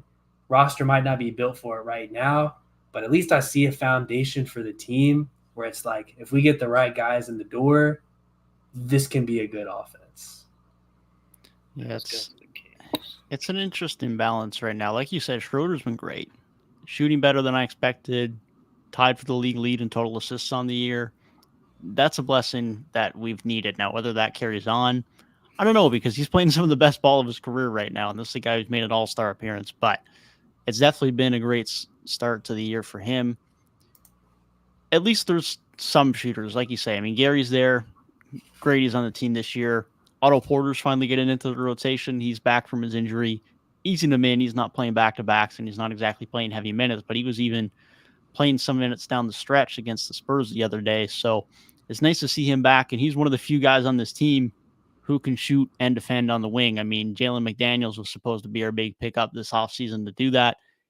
He can't score worth nothing right now. He's been literally useless on the offensive end. He came from Philly, and he's doing his best Matisse Thybulle impersonation right now, minus the elite defense. It's just good defense. So that's been a problem, and that's kind of just the story of the Raptors bench historically over the last few years. But hopefully Achua's back soon. We definitely need him back.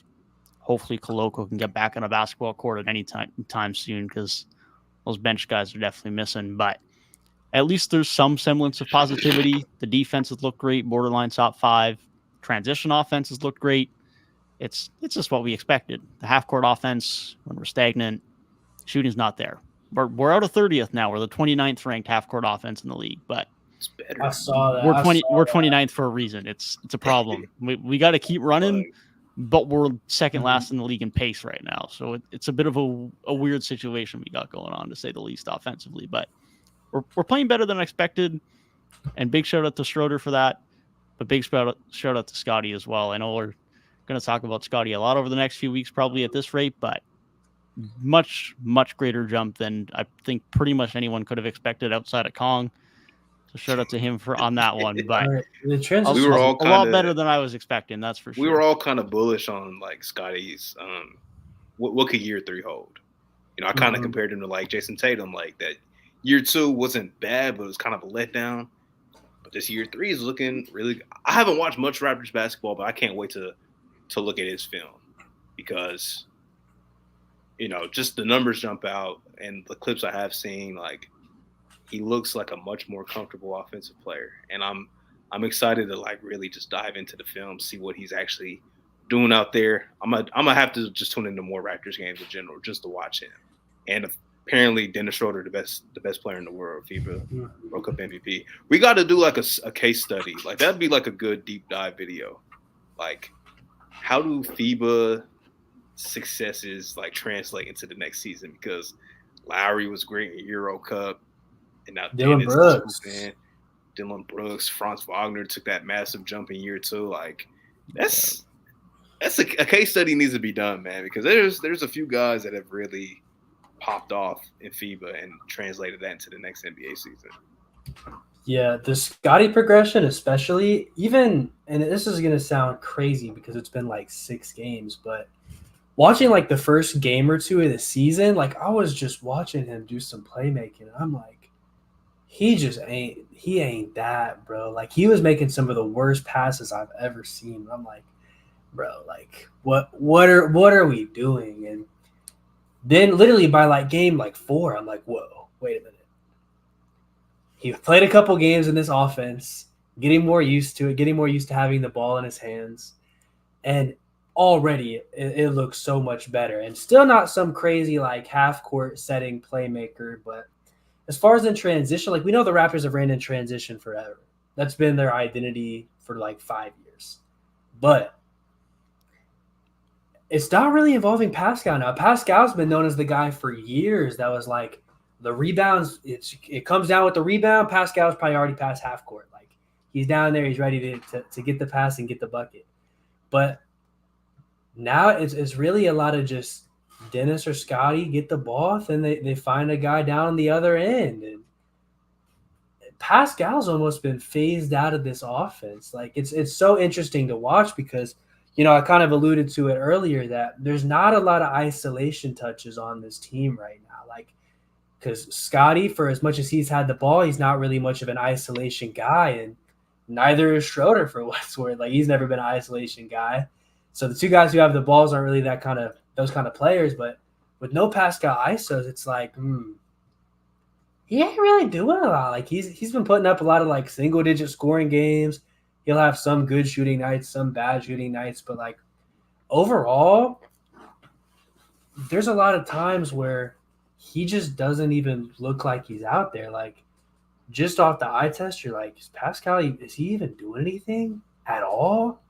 And it makes me think that he is like gone because, you know, there's other teams, and like there was a narrative forever with like Jaylen Brown and Jason Tatum where it's like, oh yeah, it's your turn, and then it's my turn, and it's like when it's not my turn, like I might disappear for a little bit. And like Jason Tatum, I feel like got that complaint like a lot. But Pascal doesn't really have those like, yeah, it's my turn at all. It's like he's just not a part. Like he's just not a part of the flow anymore. Like I don't know. I haven't seen his usage percentage, but it's got to be like cut in half. Like it's crazy because Dennis is essentially taking the Fred touches and he's done outstanding with it. Scotty has a lot more touches than he did before. And it's just, it kind of sucks almost because if he's this gone, like they're literally phasing him out of the team. If he's that gone, it kind of sucks that he's getting his usage slash so much because it's going to lower his value almost. Like if he's looking bad, then it's like, ooh, hopefully we still get a good return for him. And I think we will. I think it might be a little hyperbolic to assume that just like half a season of it's going to lower his value that much. But it makes me think like if this Rajakovic offense was going to put him in a place where his services and his play style were not really utilized, which they're not, because Pascal's still a very talented player, but his skill set's just not being utilized in this offense. If that was the case, why did they not trade him in the offseason? And for as much positivity as I have around the Raptors and the Scotty breakout, and Brady Dix had like 2 good games, but there's been some flashes there. Dennis has looked like a good acquisition. And a lot of this new breed has looked quite promising. Even OG looks like he could really play well off of this new version of Scotty Barnes, and he could even be around if he wanted to be. But specifically with Pascal, why would they not get off of him if they knew they weren't going to use him for the quality of player he is and for the trade value he had? To me, that's a miscommunication between Masai and Darko. Because Darko's like, yeah, I'm not going to use him. That's just not the offense I'm going to run. But Masai's like, we're going to keep him around. Why? Why is he not even in trade talks? Why is this not a thing? Use him or get off him because he's such a talented player. Yeah. Yeah, his My usage reason- has gone from 27% last year to just a hair over 21% so far this year, which is his lowest since his All-Star season. Prior to that, it was lower. It was 28% during his All-Star season's first one, that is. So That's why definitely low. I would say I don't think his value is going to get shot that much because that'd be a very lazy negotiation tactic to be like, oh, his numbers are down. Well, obviously, motherfucker's usage is down, almost a quarter of what he's used to. So, to your point, Gabe, about not trading him in the offseason, my only counter to that would be one, you probably want to see is Scotty Barnes somebody that we can truly make the focal point, right? And small sample size, but look really good. Maybe that can entice him to trade Pascal now, finally make that decision in the front court, the stacked front court that they have. And so it was a very stagnant offseason. We didn't see James Harden get traded until about a week ago.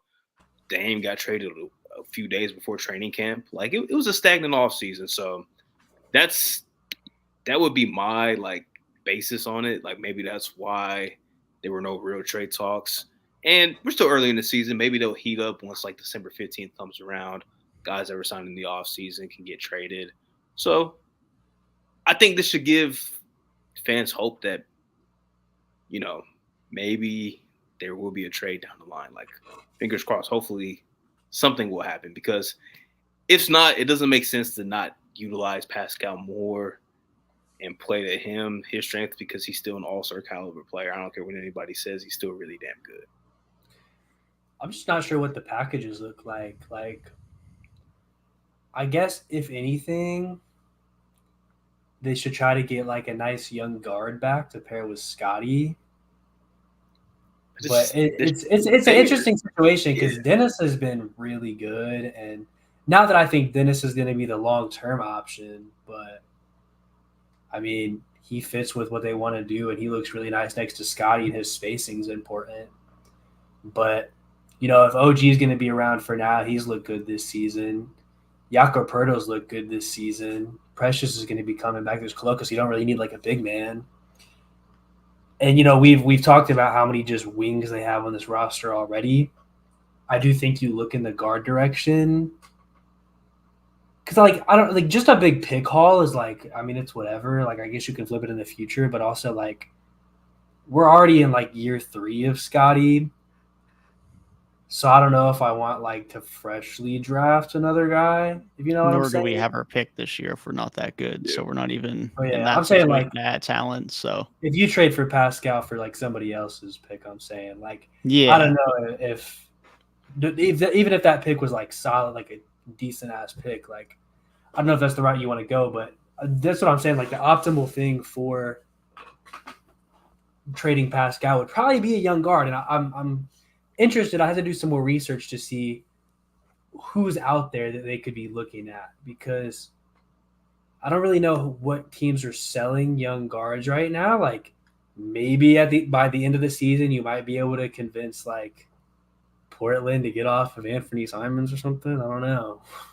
For Pascal, that doesn't really make sense for their timeline, though. So right. It doesn't be unless it's a 3-teamer, type deal. And it's you look at Philly. Philly doesn't really have they're not going to give up Maxey outside of Tyrese. No. Yeah, Kong mentioned Davion Mitchell.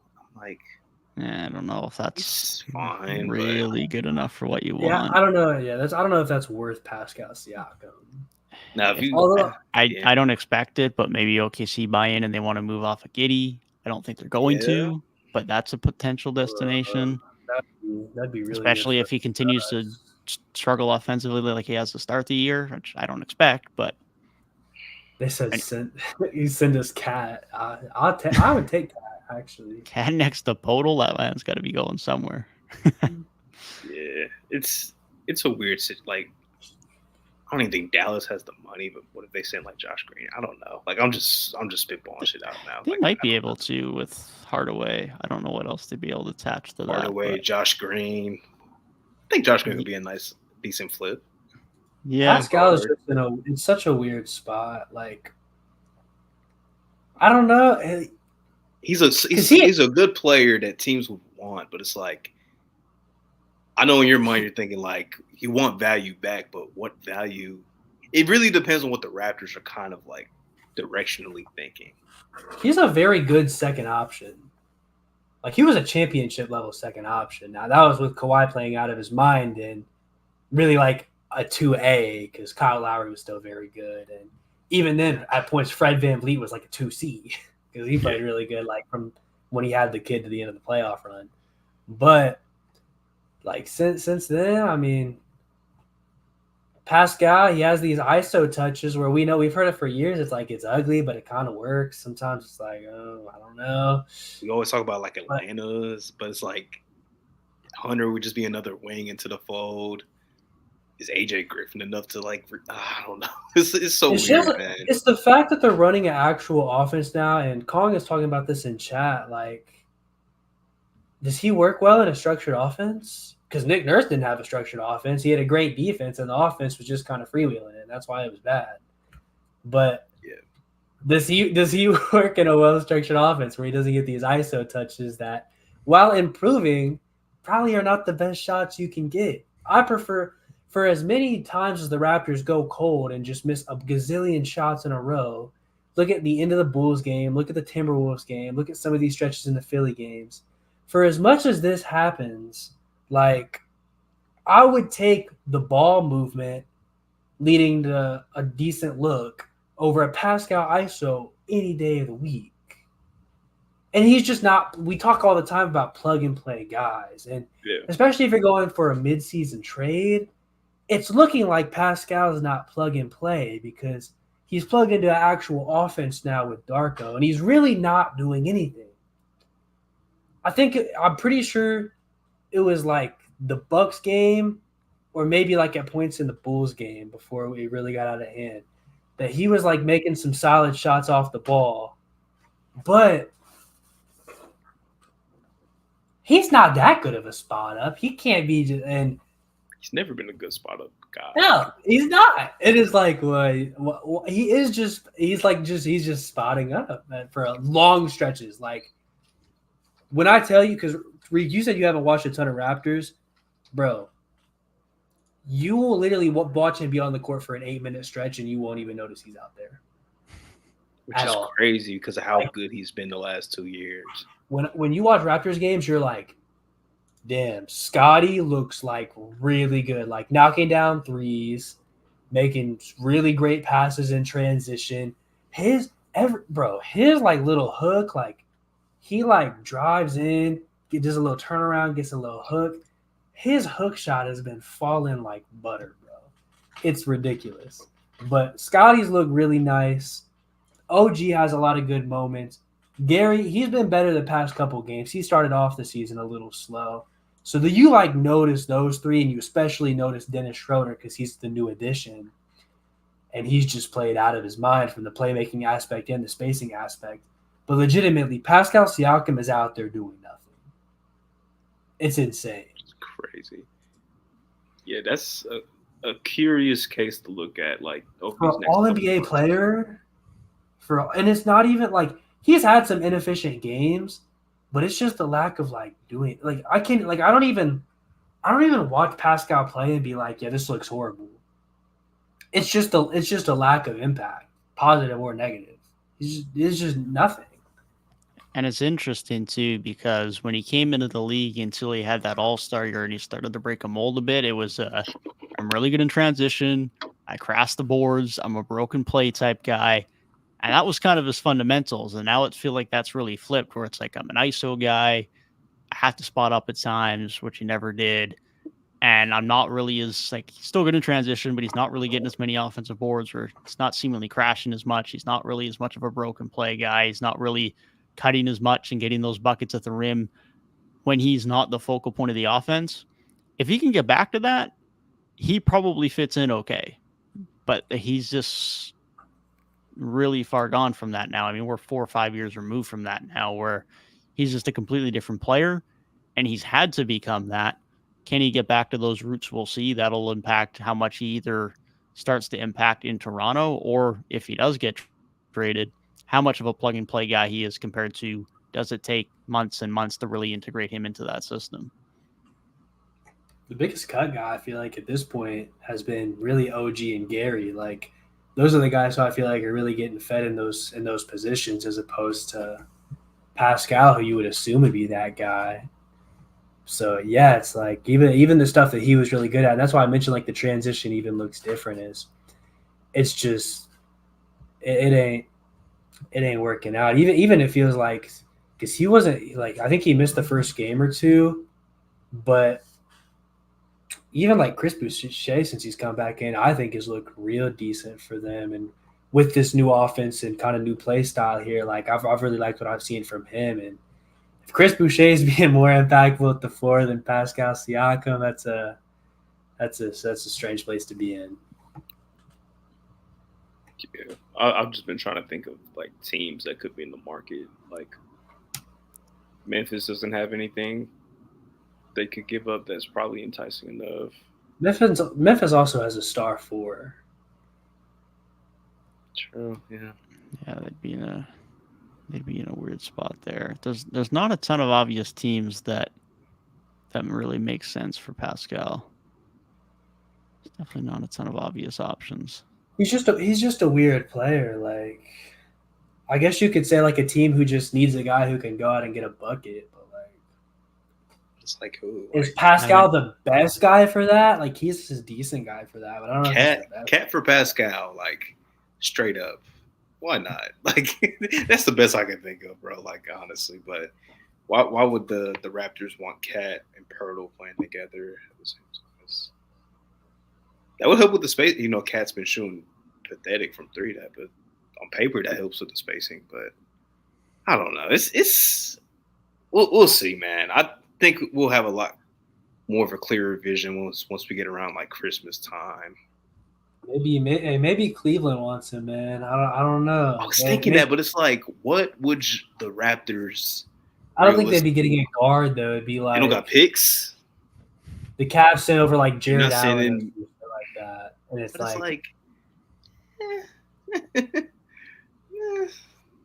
decent center runs. I guess I don't know. It's weird. We'll see. There's a lot of NBA season left. We've seen crazier guys that we don't know what they would get traded for get moved. So I don't think OG gets traded anymore this year. Like, out of the two of them, just from watching the games, OG's been so well utilized. Is he off the Mount Rushmore? We know the media is still going to be pushing it. I'm not actively asking for him to be traded, I'll say, because he just, like I said, he's one of the main guys on cuts. He's looked really good in transition. Obviously, him and Scotty, both of their hands on the defensive side of the ball, just the amount of rips they get, not even in half court, but in transition. The fact that they're able to get big transition stops has been huge. And like OG's spacing, I think, like he's just been so effective this season for everything that we know he's done for years. But he's a guy who fits a lot better in this new, more structured, free-flowing ball movement offense than Pascal. And so I'm happy to have him around as long as he's around, because he's obviously not hindering the development of Scotty, and he's still been able to be effective with the ball more in Scotty's hands and even with the ball in Dennis's hands a lot. So it's like, for him to be able to maintain that, like I said, a lot more plug and play as opposed to Pascal, I'm really not mad if he sticks around. Now, if you can get good value for him, go ahead and move on. But if he is there, it's like, it's not the same as when Fred and Pascal are still there taking up a lot of the touches. And it's like last year where it's like, okay, this is really hindering Scotty's development. How are we going to get the next crop going if these guys are doing all of these things? But with OG, he's still able to be himself while allowing the next crop of talent to grow and thrive. We'll have to see. It's an interesting one. Like, Siakam's one of the guys who has a less clear destination if any trade does happen compared to a lot of stars over the last couple of years. Even if it's just one team like it was with Harden, at least it looked like they were an avenue. I have no idea where Siakam's going to go if he does get moved, but I'm sure there's someone who wants him. I mean, the Timberwolves looked like a weird fit, and they gave out a bag for Gobert. So we've seen anything over the last few years, there always seems to be someone who's willing to make a move for a star. But in the interest of time and the fact we got a bunch of other teams to probably talk about, I'll move us off the Raptors here. I'm going to let you push some Halliburton agendas here, Gabe, but I got to make some complaints about the Pacers here first before we get to it, because I've liked a lot of what I've seen. Offense has been great. Jalen Smith has been shooting the ball out of his mind, which has been great to see. Also very much improved offensively from what I've seen so far. But from as much as I've liked a lot of what I've seen in the offense especially, where's Jarris Walker? where is dude? We just took him as a top 7 pick, and he's just nowhere to be found. Now, again, like I just had mentioned, Jalen Smith's been playing very well. Turner's been doing his thing. But Isaiah Jackson's not even getting minutes regularly. Obi Toppin's, of course, starting, but he's not exactly shooting the lights off the ball. And you're still a bottom 5 defensive team. Like, where is this guy? I'm not saying Jarris Walker's going to come in and transform your team, but your weakness was wing defense. You drafted the guy to come in and help with your wing defense, and he's just not playing. I don't get it. I like a lot of what I've seen from the Pacers, Jalen Smith in particular, as far as that power forward-ish spot goes, although a lot of his minutes have been at the backup 5, but play the dude, man. The Magic, I was going to say the same thing about Anthony Black, and then they started playing him, and he's been great. Let's do the same with Jarris Walker now. Like, it's your biggest weakness. I don't get why he's not playing. Jarris Walker on Bust Watch is a hilarious comment when he hasn't even got the opportunity to play yet. It means like this whole rookie class. This might have been a Rick Carlisle concern, but about the young guys. But I do hope he gets in there. I wouldn't call them a power forward dumpster fire. I mean, they did a lot to really upgrade their forward position, and Obi Toppin's been decent. It's definitely better than what they were last year. Even still, it's just so surprising that Jarris Walker hasn't been put in there as a top 10 pick and a guy who seemed like a lot to just be effective in a limited role, just based off of what the reports were coming out of Houston for him.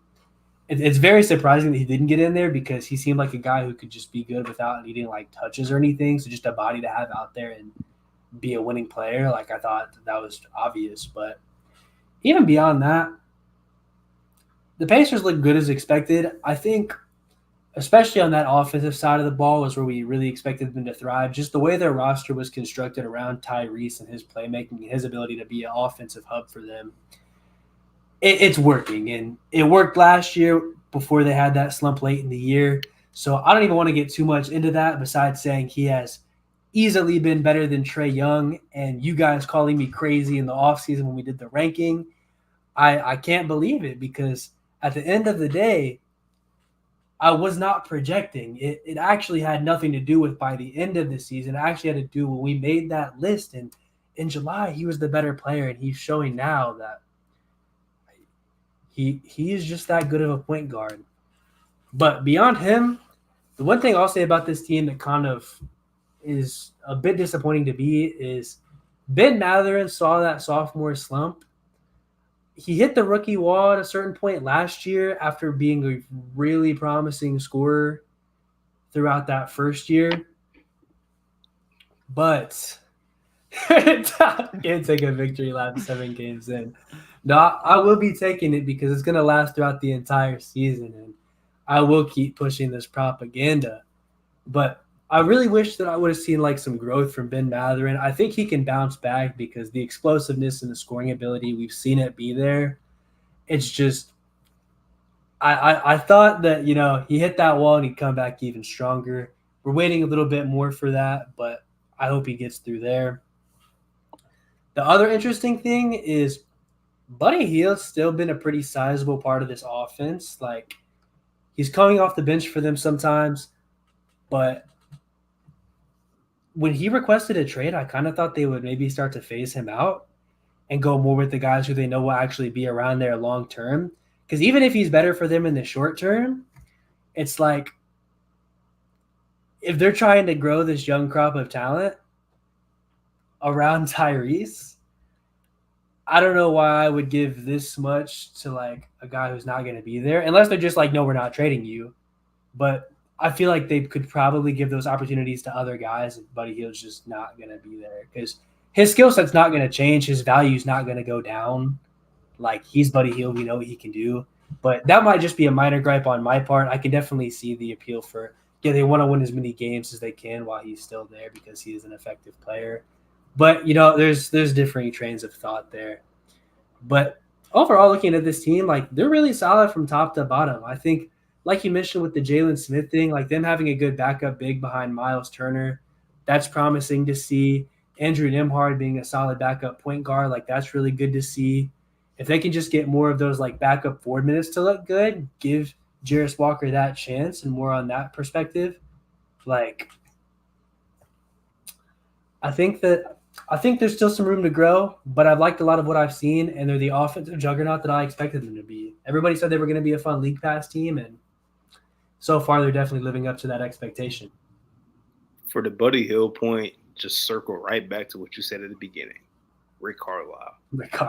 He's trying to win games. Like that's why Buddy's still playing. That's why it's probably going to be more difficult for Jarris to get minutes, because if this was last season, he probably would get a lot of minutes because, as Dev really emphasized in the offseason, like their power forward position last year was trash.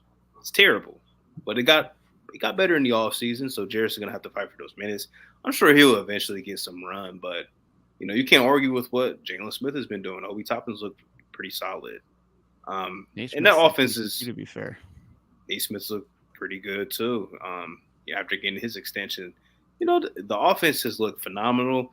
And young team, they didn't make any insane additions in the offseason defensively, so the defense is still going to be like bad. But they have the firepower. They got the engine in Tyrese that they can outscore teams that aren't as gifted offensively. And then when they go up against the top teams that we expect to be above them, they're probably going to struggle because they're not going to be able to get a lot of stops. But young team, fun team, looking really good so far. Definitely a team that if they're playing basketball that night, you should find a way to watch them. I hate to circle back to it, but the more we talk about the Pacers, a Siakam for like Nembhard and Buddy Hield package sounds like really enticing for both teams. I was thinking that, man. Raptors get a guard and some shooting. Pacers get their forward. Buy in a little bit early. Still got some time with Siakam if you want to have a window for a few years. You got a shooting core of Buddy, Grady, Gary. Your backcourt or point guard rotation of Dennis and Nembhard's better than Malachi Flynn will ever be. No offense, Malachi, but why not? I mean, like we said with James Harden, I mean, Pascal's basically not playing. Like, that's how it seems. Like, he's not – the way you guys are making it sound, he's not really even impacting the game too much, especially offensively. So, does that move the needle for either team? I think it does. Like, I don't know. Moving the needle is weird because the Raptors still, like, if Scotty's the number one guy going forward, like, there's still more development there to be had before they're, like, really, really good. But, like, at least for the short term, like, I mean, I think that makes the Raptors a lot better because having a shooter like Buddy Hield in a half-court setting, it opens up the game a lot. And if Scotty keeps making his three-point shots, Dennis Schroeder continues to be effective, and you have Buddy Hield out there, I mean, you're talking at least like three guys who can shoot the ball. If Gary Trent and OG are able to shoot, like, that's guys who can shoot the ball. You have Nembhard out there, that's more playmaking, and that just makes the ball movement even better. Then you have Podol or Precious at the 5. It's like, yeah, I think that's actually some solid progression in a half-court setting. And for the Pacers, I think Pascal, he definitely moves the needle for them. I think he's definitely a certified bucket, definitely a more rounded player over the past couple of years. And just him and Tyrese in transition, like, I mean, that's a recipe for success on its own. So, I think there's actually a lot of good to look at there. Now, I don't think it makes either of them a contender right away, but do I think it makes them better? Yeah, I definitely think it does. I'm also trying to figure out, just from chat, Cog, what did somebody say something about Jabari Smith? I do not remember that at all. Jalen Smith. Wait, Jabari? No, I don't see nothing about Jabari. He said something about Jabari Smith in chat. I don't remember even us talking about him or the Rockets for a minute. I was thinking maybe one of us misspoke and said him instead of Jalen. I don't know, but ceiling for them, I think the ceiling for the Raptors, even if they got them, would probably be like a first round out. They get out of they win the play in. But still like them making the playoffs with Scotty as like the for sure number one, I think is progression. Even if they just made the playoffs like 2 years ago, doing that with Scotty as the leader is different than just doing it with Pascal and Fred as the leader. Like, I don't even think and in the new have coaching playoffs, system, man. like I would be very happy with that. It'd be a very significant overperformance from where literally all three of us had them projected. Even if And you then, fuck your plan, like I think that would be like more than okay, to be honest. yeah, If Scotty's progression is there, like you said. And Indy and Pascal, I think that team could win a playoff series. I don't think they win 2 playoff series, but I think they could win a playoff series. I don't think they do. I agree with that that. defense. I think they could. It's I think it's I mean, I think that's the ceiling. yeah, they'd have a chance. You're talking ceiling. If they got the right matchup, like if they win it like Cleveland last year, Let's go. Let's Let's go through the East. If Cleveland plays like how they played in the playoffs last year, then yeah, they could beat Cleveland in a series. They're not New beating York, Boston, Philly, Milwaukee. If they got into a series with New York, I think that's a winnable series because They could Julius beat- Randle and RJ are very inconsistent. They could beat Atlanta. They could beat Orlando. I don't hate the Cleveland take because we saw how rough they were in the playoffs last year. Would that be different this year? Who knows? The Knicks. This is just saying they could, not that they will. Would they be the Miami Heat? Or could they? Yeah, they definitely could. Miami's offense is like. Would you be willing to like put money on the table for? No, Miami. I don't think I'd put money on it, but they could. Done too much. Like Miami is horrible to bet against in that situation. Yeah, I think there's probably a decent handful of teams that they could beat, but they would have to get like a kind of a top 4 seed to get to that point to kind of have that flexibility. Philly is great for selling winnable series, so like Philly would anybody can beat Philly, bro. It's like not like Philly will be so much better on paper. Philly would beat them. I'm sorry, Philly would like but Philly always finds a way to sell. Now they don't got Doc Rivers anymore, but Philly always finds a way to sell. Of course, but Philly would beat them. You probably said the same thing about Atlanta in 2021. First round Tyrese Maxey is different. Second round, different story. First round, Maxey's going to win that. Same thing for Embiid. Like anything past the first round, nope. But first round, yeah. A boy can get you 4 games. Boy can get you 4 games. It's interesting though. I wouldn't hate a Pascal at AD. Losing to the Celtics, bro. In the Embiid era, they lost to Toronto and Atlanta and Boston. They've lost to several teams. And have they lost to Miami? Didn't they lose to Miami in 2022? Yeah, they lost in 6.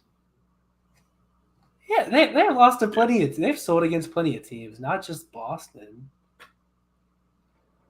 Giving up shooting in the East first, yeah.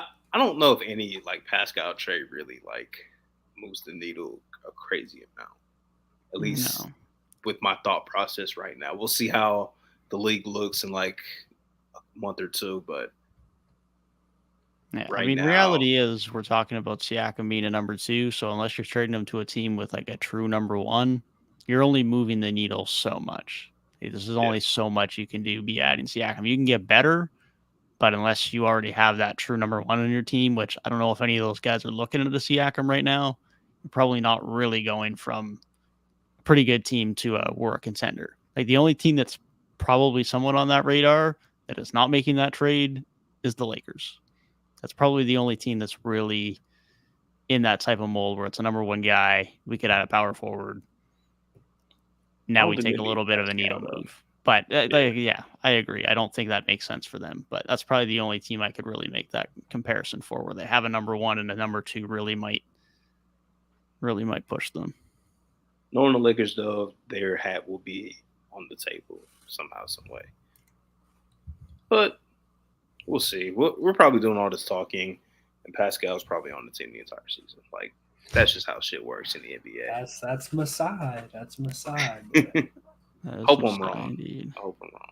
The trades just come as soon as the talk dies, man. We're like, okay, Dame's just not getting traded this offseason. He's a buck. Oh, James Harden, I guess they're just keeping him around. I feel like we accepted that for Pascal too, so maybe sooner than later we'll see something happen. Because I'm not really anticipating anything, especially like there's no rumors, there's no obvious suitor. Like you mentioned earlier, Dave, like James Harden had the obvious Clipper suitor, but there's not even that for Pascal, who's maybe an even more difficult player to incorporate into a team that's trying to win. So, yeah, we'll see. Nothing's going to start till December, January anyways, like you say, once most of the league can get traded anyways. So that'll be a bit of waiting around on that. Last point I got to make for anything Eastern Conference, my MIP pick looks wonderful. Jalen Johnson is having a great year. Starting to get into the starting lineup a bit above Saddiq Bey. Looks good on the defensive end, good on the glass. 3-point shots falling a little bit more now, which is nice to see. Transition game looks great. Like he looks like a really complete forward right now, and that's really something they've needed. DeAndre Hunter has not been that. So maybe Jalen Johnson starts to develop into what they were hoping DeAndre Hunter was going to be, and already looks like a little bit more upside. So, fortunately, they gave him a bag already. Unfortunately, they did. We'll see how that unfolds because they got to pay Saddiq now next summer if they want to keep him around. So I don't know if they keep all three of those guys and AJ Griffin, who's struggling to get in the rotation because of those three. So we'll see how that balances out because I don't know if they're going to pay Saddiq and Hunter and continue to play Jalen Johnson, assuming he continues to play as well as he has. AJ Griffin probably deserves some rotation minutes at some point. So we'll see how they balance that out. But good problem to have with Jalen Johnson emerging, I'll say that much. And Sadiq's been shooting the lights off the ball as well, so hopefully that continues. I sold on my MIP pick, man. Austin Reeves god awful. I pushed the my actual pick for the award was Jordan Poole, just because I was being boring. But my runner-up was Cam Johnson, and I picked the wrong Cam because y'all know how much I push the Cam Thomas agendas, but I'm like, Brooklyn's not going to give him that consistent run. I can't trust in it. I know he's that guy, but they don't see the vision, and they're seeing the vision, man. Cam Thomas, listen, this is what I'm going to say about Cam Thomas because I know what you guys are going to say.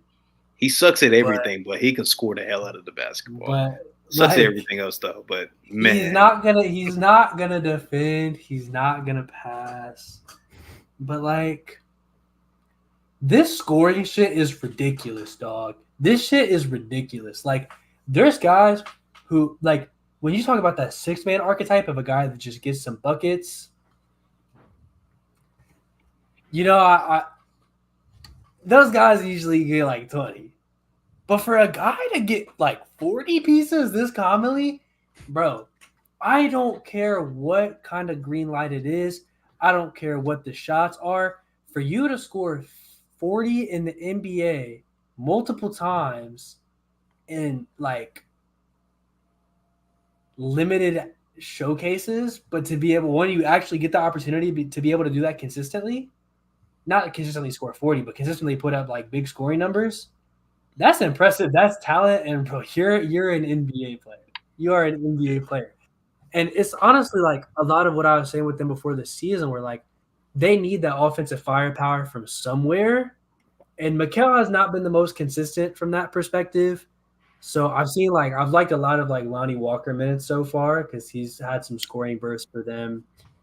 But especially like Cam Thomas, bro, has been insane. And while they aren't winning a ton of games, it's still like they're competitive. There's not really a lot of nights where they're getting blown out. Like this season, it looks like their loss is like a 1-point loss, a 5-point loss.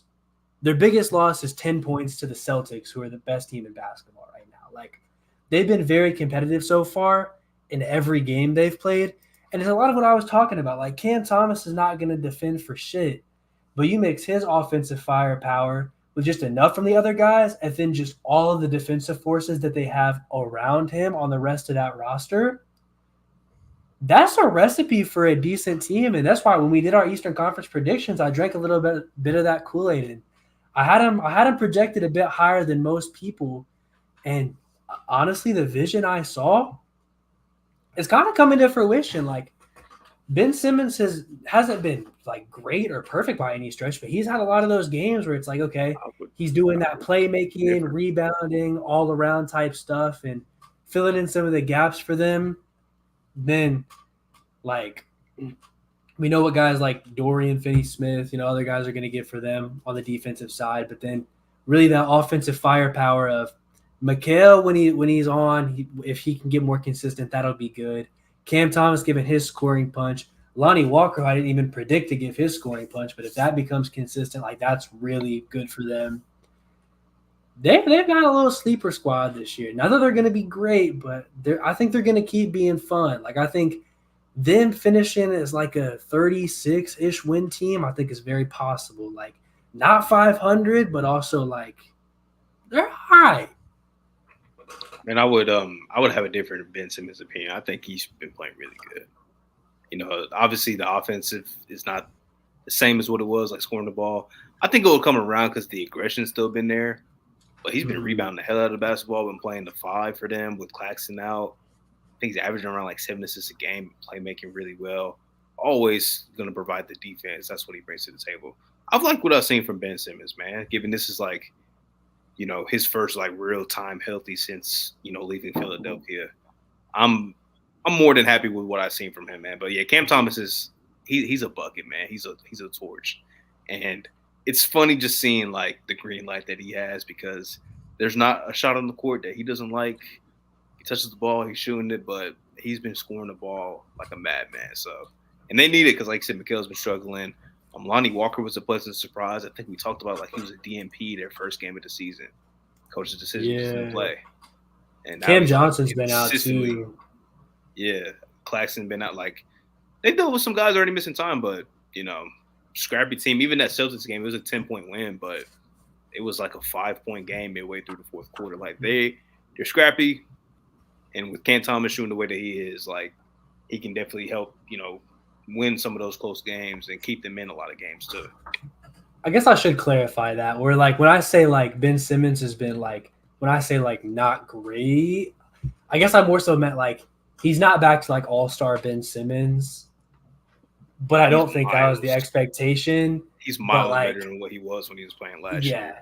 As far as like what the reasonable expectations were for him, like I really do think he's been quite impressive and makes this team a lot better than they would be without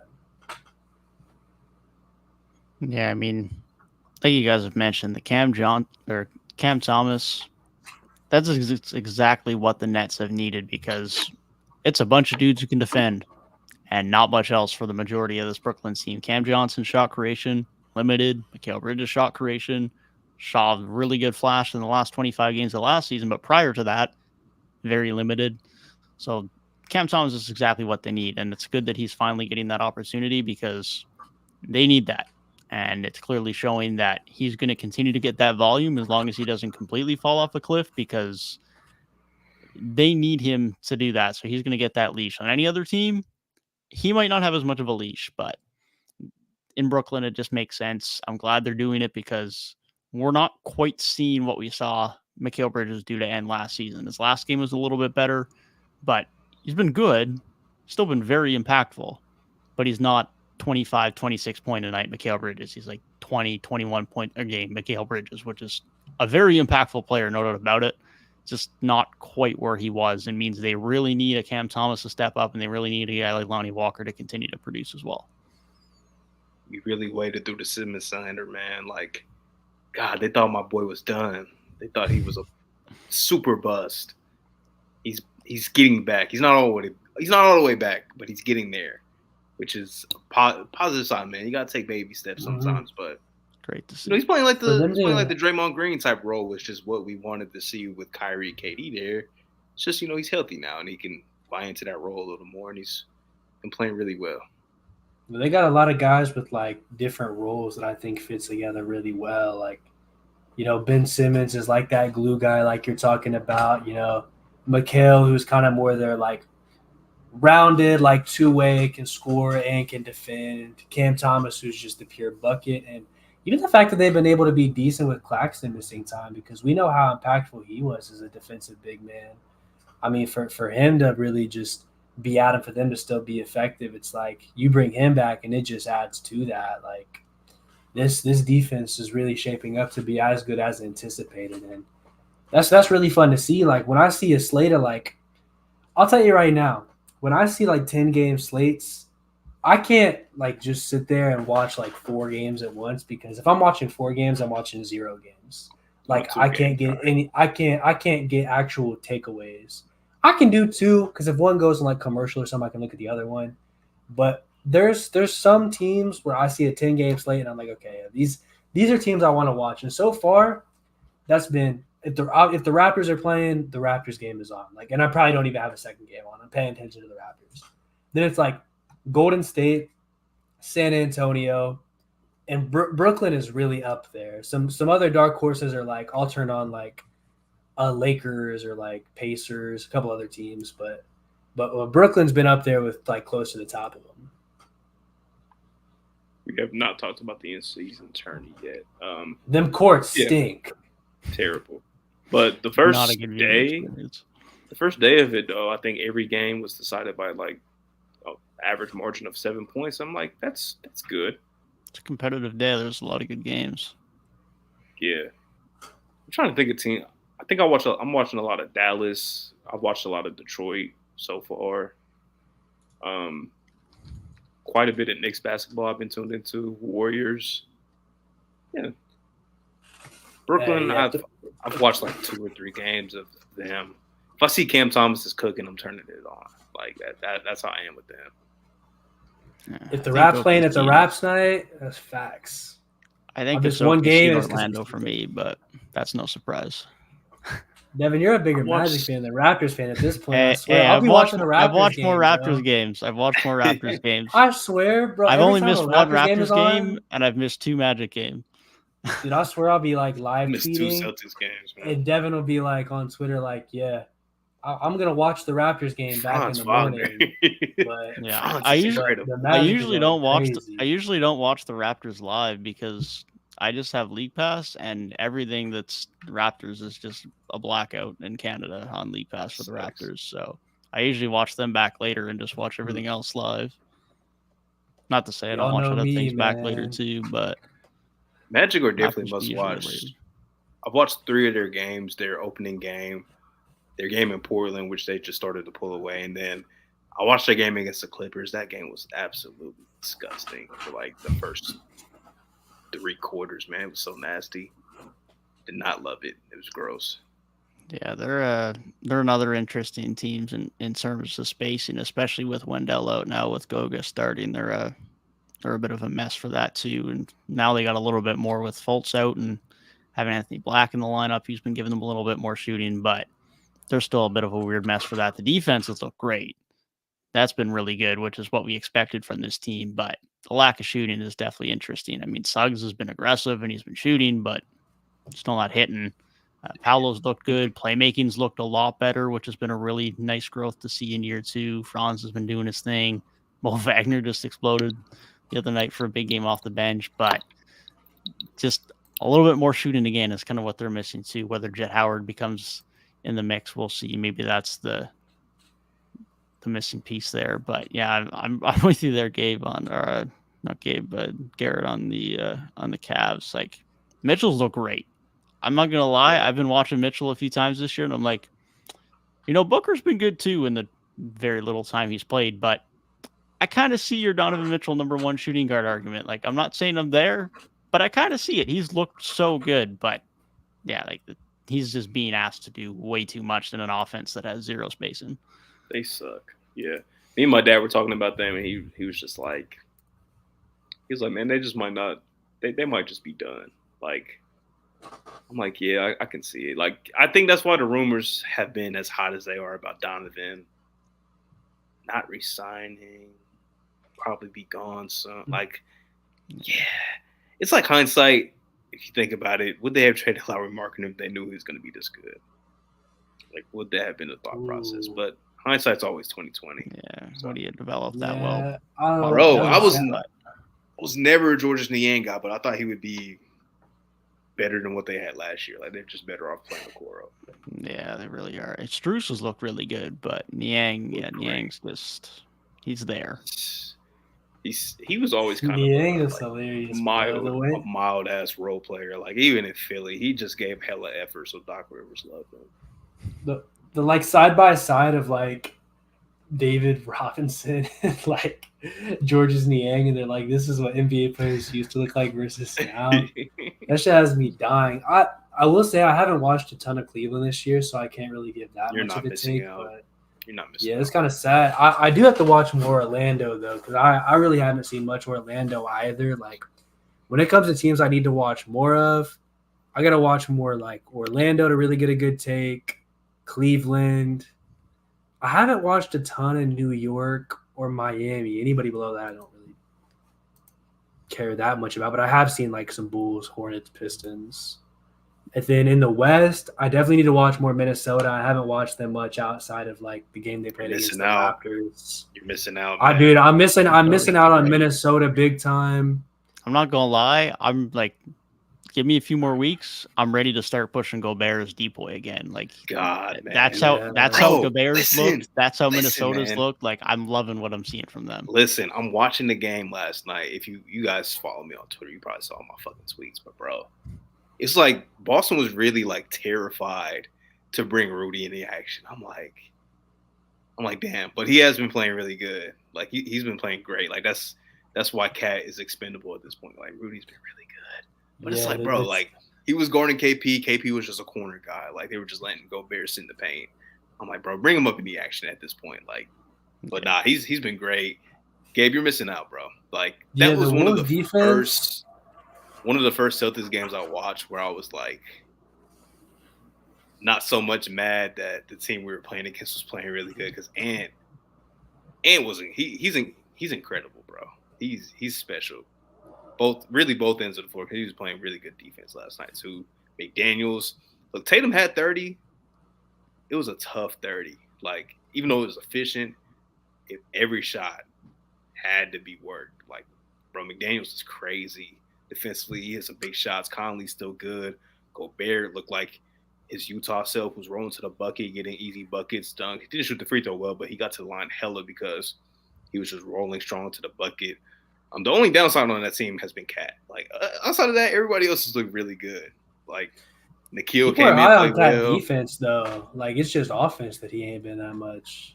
Like I said before we started streaming, like there weren't moments where Cat was getting like bullied offense or defensively. Like he looked fine. I mean, better than like previous years. But they're just letting like Gobert kind of roam. You know, Cat will guard. You know, not bigs, but Cat will just guard like kind of perimeter forward types and just let Gobert roam. It's been working for them. That's why they're the top defense in the league. They only gave up like 109 in an overtime game last night. Yeah, that defense. That's really what I've heard the most about. They're probably at the top. Like them and Orlando are at the top of like teams I need to watch more of. Obviously, got to watch more LA now that they just made the Harden trade. Want to see that dynamic and how that changes them. Some of the other teams, though, like Pelicans aren't really too much different, but I do got to look at some of these Jordan Hawkins minutes because I've heard good things about him recently, but outside of him, a lot of their team is similar to last year. Same thing with like OKC, just besides Chet minutes, a lot of their stuff is similar to last year. But yeah, the Dallas is probably the other big one as far as like in the West, it's probably Dallas and Minnesota who I need to watch the most of, and probably like Orlando and either Cleveland or New York, even though they haven't been great. But those are probably like the 4 or 5 teams on like the all right, let's catch some more games of them here in the near future. Yeah, Dallas are an interesting case because the record's been quite generous. They've played the Spurs, the Nets, the Grizzlies, the Bulls, the Nuggets, which was their one loss, the Hornets, and the Magic. So outside of their one loss, they haven't really played a good to great team like the Magic, or at least on paper pre-injuries, the Grizzlies would have been the best of those options. But outside of that, they haven't played anyone great. But at the same time, Derek Lively's looked good. The Grant Williams addition has looked very good. Derek Jones Jr. has looked like he's filling a role well. Tim Hardaway Jr. has been shooting the three well, which has been a nice bounce back for him. Dwight Powell's actually looked like a good backup center, which is wild to see, but he's genuinely looked good and is somehow first in the league in true shooting percentage right now. They actually have some things going for them, despite the fact Kyrie hasn't even shot the ball that well so far this season. So strength of schedule, not that great. So we'll see how they look over the next couple of weeks, but they're definitely an intriguing team to watch because the pieces do make a lot more sense. And Lively's adjusted well, which is the biggest question mark, is having to rely on Dwight Powell again a lot, even though he has been better, would have been a big problem. And Kleba's already out with an injury again. So that remains a concern because health has been a question mark for him since their Western Conference final run. Look, you can say 6-1 might not be like the purest of 6-1s ever, but it's a good sign that they're beating teams that they probably should beat because last year they were losing to teams late in the season that they had no business losing to. Charlotte Hornets twice. Like, you shouldn't be losing those games. But they look better. Kyrie, even though he hasn't shot the ball well, I like how he's kind of deferring a little bit more, not really forcing the shots too much. Luka's been incredible. Lively has looked phenomenal. Like, that was an A-plus draft pick, in my opinion. You know, they got multiple guys shooting the hell out of the basketball. And, yeah, I guess Dwight Powell hasn't been that bad. Like, he's been fine in his minutes, man. So, yeah, you know, for a team that struggled as much as they did the back half of last year, at least they're winning games against teams that they should beat, given that you have Luka Doncic and Kyrie Irving on your roster. So I can't believe the way Luka's been playing. Like, going into this year, I was most high on the Derek Lively acquisition just because they needed a real big man who could, you know, get some boards, play some defense. And it's not like their defense has been great so far, but, I mean, it's been enough for them to get some wins. And Luka's just been a monster, bro. Like, if they keep playing like this and he's playing the way he's been playing, like, he's going to enter some MVP conversations because we know he's that caliber of player. It's just the Mavericks weren't going to be good enough, and nobody expected them to be good enough this year. But if he's going to will them to be good enough, then, like, damn. And I didn't think he could take it up to another gear, but he's just, like, out here getting clutch shot after clutch shot in these close games they've had, you know, putting up 50-point games, putting up just – oh my gosh. I've been super impressed with just what I've seen from him so far. You know, stuff that these guys do, it like kind of doesn't surprise me anymore. Like, Embiid continues to get better. It doesn't surprise me because he's just continued to get better over the last 4 or 5 years. Jokic continues to get better. Doesn't surprise me. Same thing with Luka, Tatum. Like, it just doesn't surprise me with these guys. Man. Steph still being as good as he is. Like, but Luka's been doing, like, he's just been doing this. Like when he made that shot against Brooklyn, I'm just like, it's Luka, man. Like, he's one of the probably like 2 or 3 guys in the league that can make a shot like that in that moment. Like, he's just incredible. It's that aspect of, like, where he went from, like, his 3-point shooting is, like, all right. Especially for the volume he takes in that. Like, I'm not going to sit here and say he's, like, a bad shooter. But, like, percentage-wise, he just gets so much better in the clutch. Like, it doesn't make sense. He goes from, like, a guy who's probably, like, 34% to, like, hey, that bitch is going in. It don't matter. Yep. It's ridiculous. I don't get it. Like, he's been doing it for years, but it never fails to amaze me. It's Luka magic. It's like he just does some voodoo shit, and it's like, yeah, now all of a sudden I'm Steph Curry. I hope they continue to win, man, because they put in a lot of effort in the offseason to get better.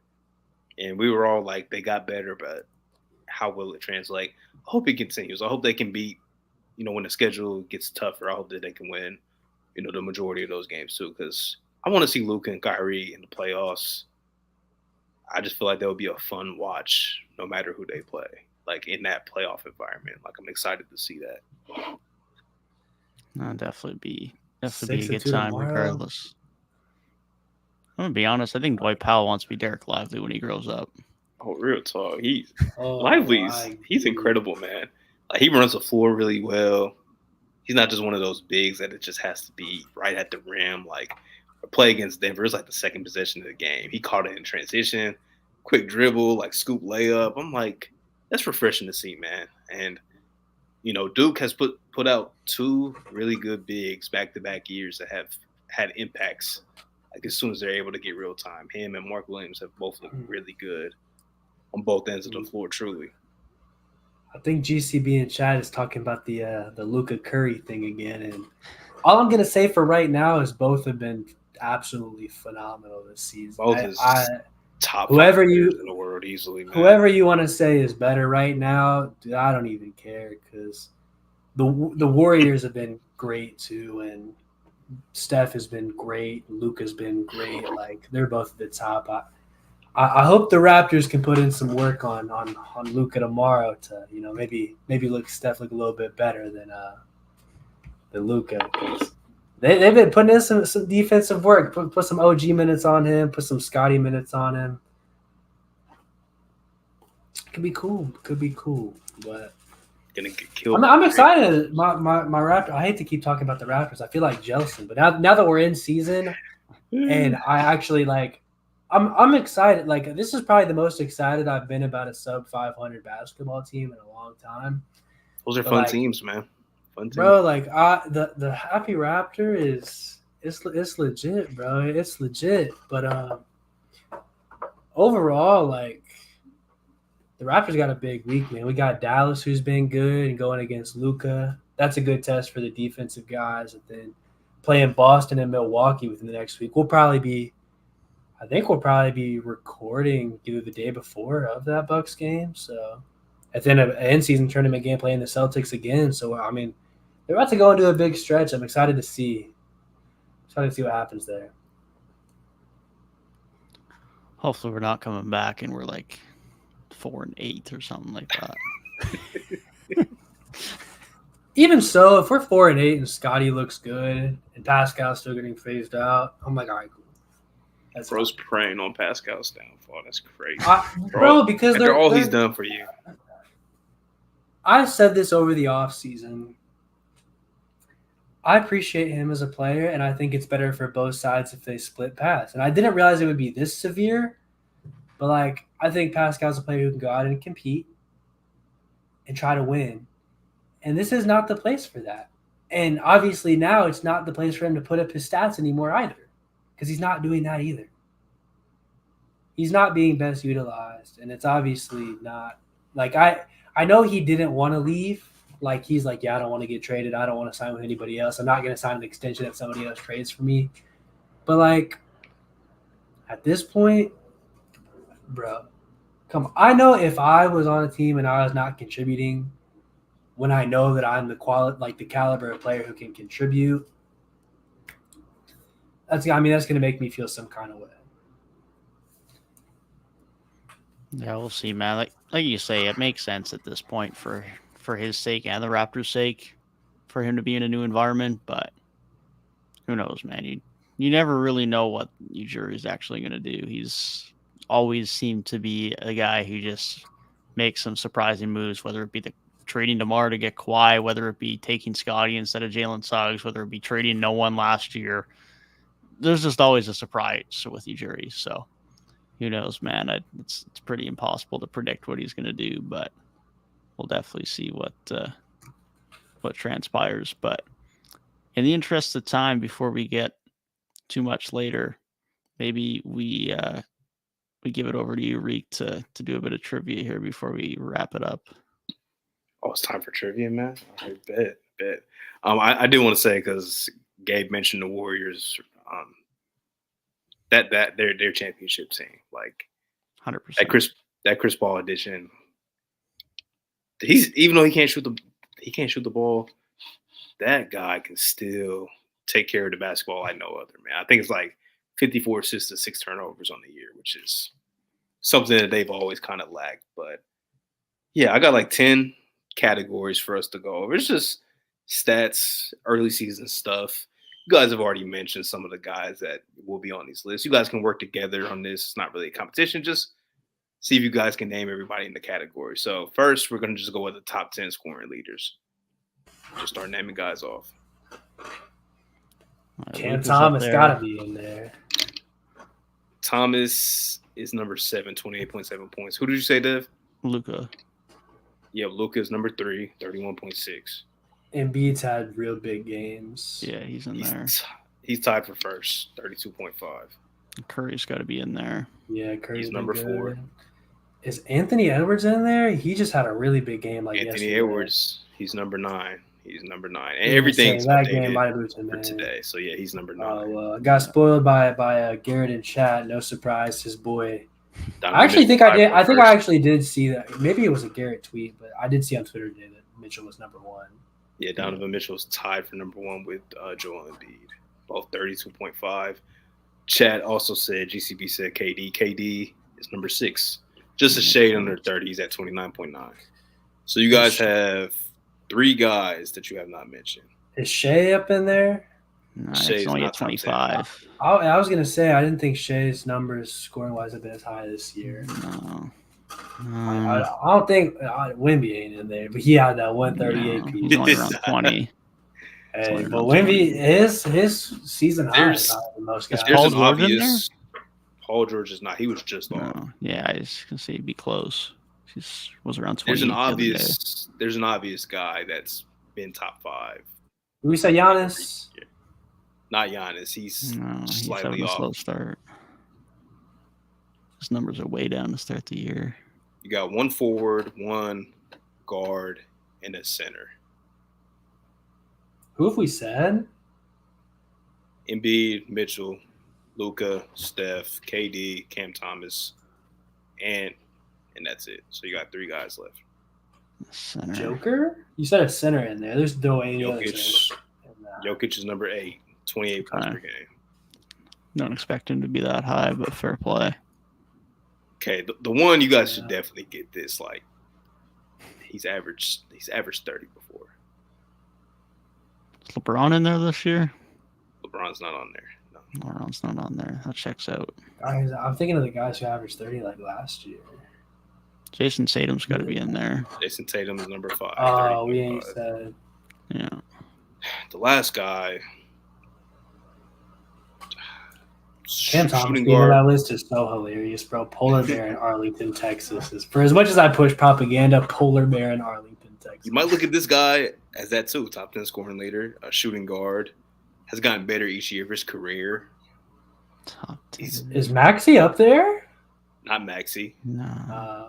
Same draft class. On a bad team. Horrible draft classes. But he's looked really good. On a bad team? Oh, no. I was for a second. Blanking. Is Bane up in there?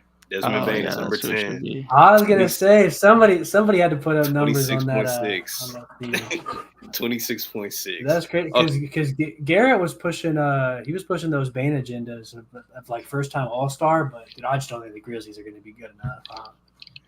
He keeps scoring like this, maybe. It's going to be hard to keep him out. Yeah, he'll make it, though, because he's not going to be a starter. And, the coaches pick the backups, and I feel like the coaches are going to be like, they suck. And, it depends on how the rest of the West looks, to be honest. Like, we'll see. Next category, there are 7 players averaging over 8 assists per game.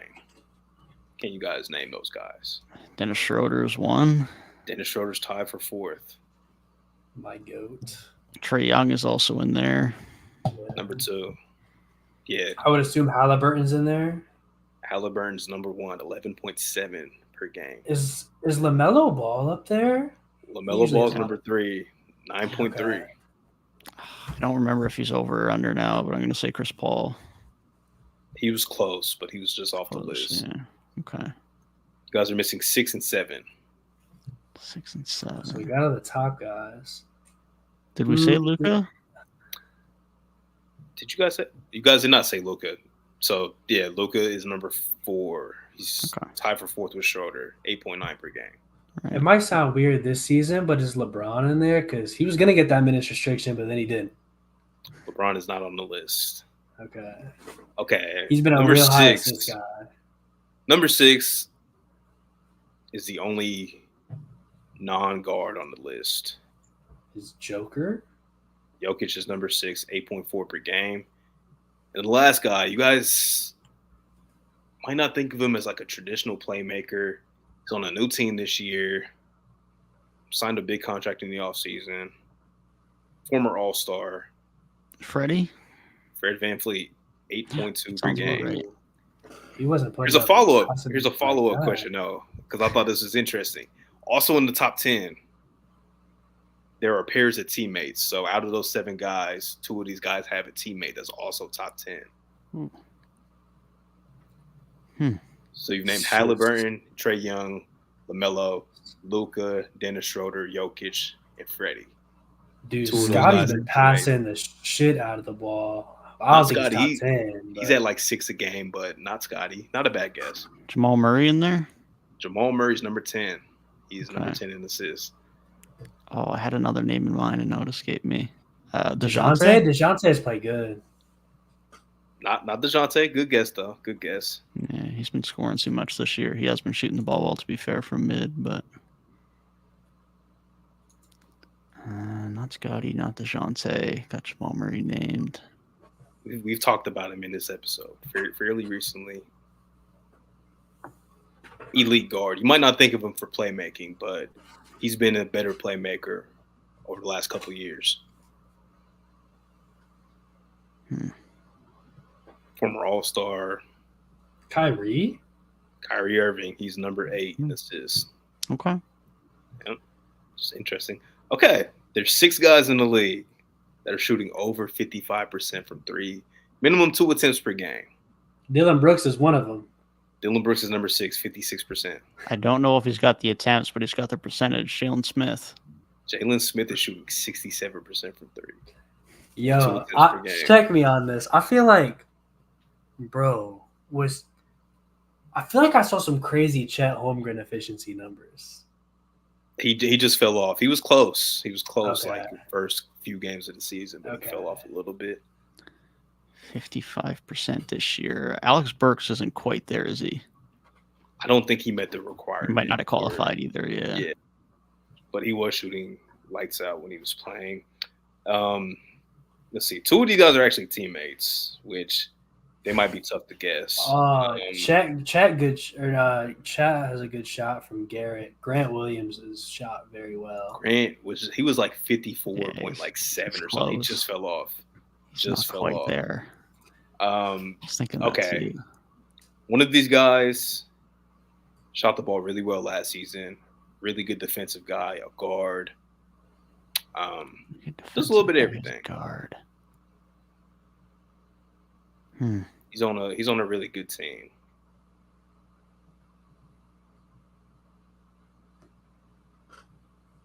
Defensive guy, guard. Yeah. I'm trying to think of all the really good teams. Is Kelly Oubre up here? Kelly Oubre is not up here. Okay. Like a really good team. Like really good. Trying to think of who's been shooting the lights out. Like a really good team. Like really good. Bro keeps saying real good. Is KCP up here? No, not KCP, but really good team. A really good defensive guard. Like really good. Is it Derek White? Derek White, number 2, 57.9%. I'm gonna give Garrett the one in chat. Marshawn Beauchamp, 57.1%. Okay. He's on. I would not have got that, but I knew he was shooting well. I didn't think he was shooting that Two well. Two guys left. One guy, known shooter, white boy. He's kind of been around, I would say. He's played on a few different teams. Grayson Allen? Not Grayson Allen. Not a bad guess, though. Really good college basketball player like Grayson Allen. He's played for, the Bulls. He's played for Indiana. Is it Doug McBuckets? Doug McDermott, 57.1%. And the last guy, backup point guard, most of his career kind of was around the league, former lottery pick, was a backup guard on a team that made a deep playoff run, is on a new team this year. Might not think of him as like a lights out shooter, but he's shooting the lights out right now. The first name that came to mind was Cameron Payne, funnily. Cam Payne. 57.1%. Crazy. Dude, I saw him and I forgot he was even crazy. on the Bucks until I saw the like he did like a jersey swap with Michaela and D-Book like grilled him Yeah. for it. He's shooting crazy. Him. I think they have another guy that's shooting over 50%, so I forget who it was. But yeah, You said Marjan Beauchamp. Yeah, I think they Oh, got you another said, guy on top of that that's yeah. shooting the ball. I think Jay Crowder's shooting like 50. I think so. Like 3%. Beasley's mid-40s, I think. They got a lot of guys shooting well. Dame ain't never had that spacing, man. He was out there playing with like Harkless and Aminu. You see that jersey swap was hilarious. Okay, next category. There are 8 guys shooting 93% or above from the free throw line. Let's get to naming them. Ain't nobody on the Raptors on that list, I'll tell you that. Definitely not. I got to say it because it's typical, but I think he's a bit short. Curry. Curry is just short. Yeah, that's what I thought. Okay. I'm gonna throw it out there. Just off foul merchant stuff. Is Shea up there? Shea is not up there. No. One guy you guys have mentioned his efficiency. Oh, Dylan Brooks? Dylan Brooks. He is number 6, 93.8%. Okay. Jamal Murray up there? Jamal Murray is not up there. Okay. We got guesses of Paul George and Damian Lillard in chat. Paul George and Dame are both on the list. Dame is 8, shooting just at 93%. Paul George, 94.4. He's 5th. Okay.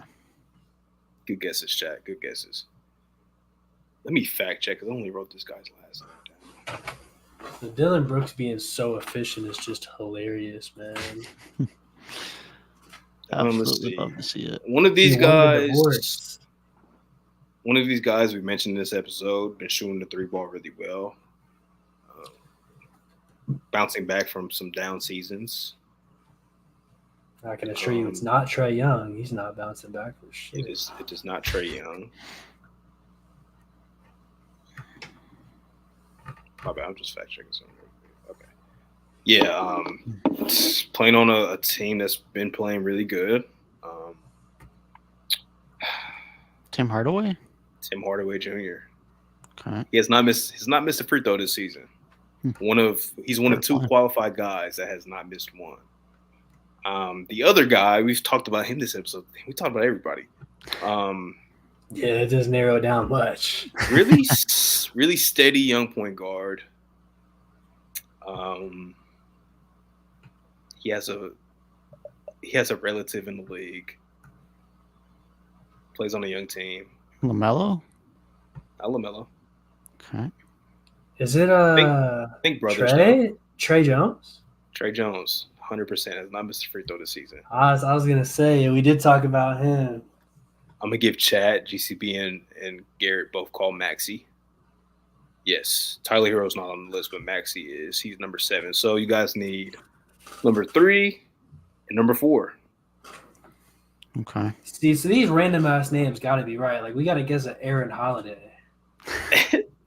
One of the names is kind of random, but not for like the randomness of him. But he's a center. Doesn't start, but takes a fair amount of free throws. Center doesn't start. Devin loves this guy. Loves this guy. 2020 draft class. There's no way it's Onyeka, right? It is Onyeka Okongwu. He is number 3. That's crazy. Man, he's really started to shoot the ball this year. That's crazy. The last guy on a team that's been kind of disappointing. He's missed some games too, but he qualified for free throws. Point guard, former All-Star. Point guard, former All-Star. Looks like we're leaning DG. Darius Garland, yes. Okay. Yeah, I see Garrett said. Yep, Darius Garland. He is number 4, 94%. Good job. I thought the Okongwu one would have been a little tough, but But you said Devin loves it. Wendell starts. So there's only that so many definitely guys. helps. I was like, I didn't think so, but man did shoot 2 or 3 from 3 the other night, which is amazing. So shooting is coming around. Okay, there are 3 players that are shooting over 70% from the field that are qualified. Can you guys guess the 3? What was the percentage, sorry? Over 70%. 70? Okay. I don't know if he's for here, but I know he's number 1 in true shooting, so give me Dwight Powell. Dwight Powell's not here. No, okay. I think he was a bit lower. Not a bad guess. 70%. I think Derek Lively's on this list. 77.8%. He's number 2. Number 2, okay. Thought he was 1, so who's 1? I feel like there was one real young guy that like was not missing it. Maybe that was just Derek Lively, but I feel like there was another guy that just was not missing. For the number 1 guy, think young. Just Mark Williams? Mark Williams. Number 1 had it at the same time, yeah. Okay. The last guy, we've mentioned him in this episode.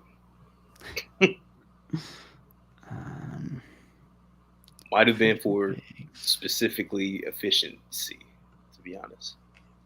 Jalen Smith? Jalen Smith, 73.7%. Crazy. There's one guard in the top 10. Who you guys think it is?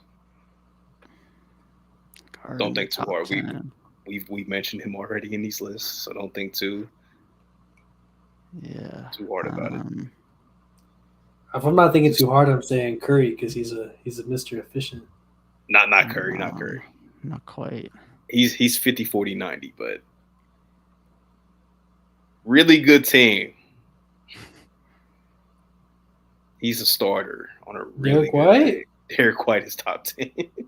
The only guard that's top 10. He's shooting like 65% from the field. Really good team. Bro, the Celtics glazing is crazy. When you say really good team, I'm like, oh, really Denver? All right, this is a fun category. There have been 10 players to score 40 or more points in a game this season. One guy has done it twice. Can you guys name the 10 players? Is Cam Thomas the one that's done it twice?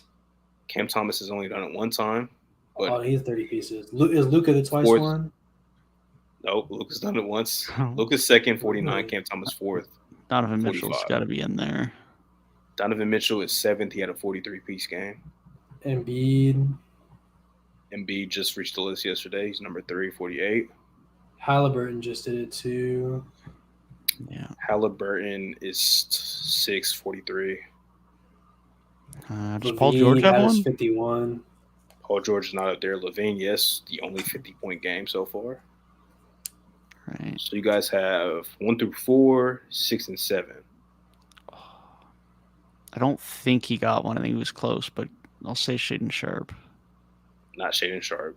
Yeah, didn't think he had a really high scoring game. Like Wemby had the 38 piece, so he's just barely missed. He's just short. Yeah.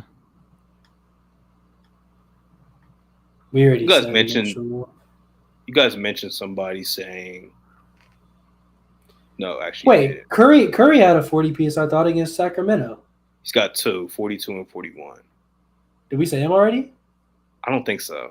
Okay, yeah, I was about to say. I think you said Cam Thomas, then you said Luka might have had 2. Right. But not Curry's the one with 2. He had 42 and 41. So you're missing number 5, number 9, and number 10. Number 5, just did this recently. Really good guard. Could probably be an all-star this season.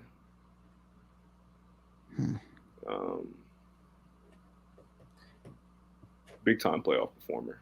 Did Jalen Brunson do it? He had 45 against the Bucks. I was gonna say I remember people saying because that was one of our big conversations with we were talking Bucks earlier in the pod was about Brunson torching them. Right. So he had one good game, and otherwise he has not found his feet. So you guys are missing 9 and 10. Number 9, unknown scorer. I don't really think I should say. Oh yeah, I think Didn't Ant do this literally like yesterday? Nah, Ant had 39 yesterday. Oh, he was hella close. Yep. A known scorer. Like, when you think of scoring, you think of this guy. KD? Kevin Durant. He had 41. Last guy, this was a career high for him.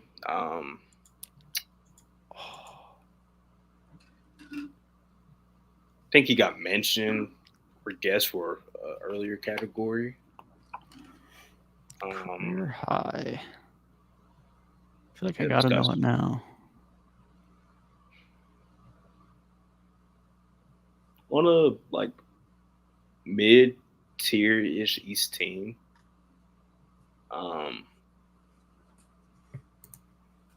Was involved in an off-season trade within the last couple of years.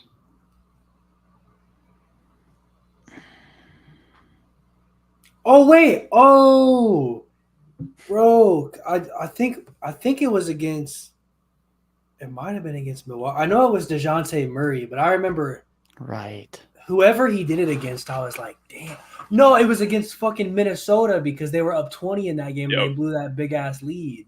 Yep, he had 41. Yeah, I was on Yeah, Justin's that ass, night. bro, because he was in the group chat like, Good pull. dude, Good the pull, Hawks stink. And then they came back and won that game.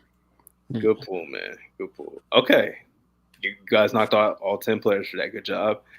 We got 4 more categories left. Next, guys that are averaging 12 or more rebounds per game. There are 6 guys on this list. Pretty Is I would say DeAndre Ayton on there? He's number one. 13. Jokic is in there. My Ayton Number 3. agendas. And Rudy's in there. He's number 5. Is Embiid in there?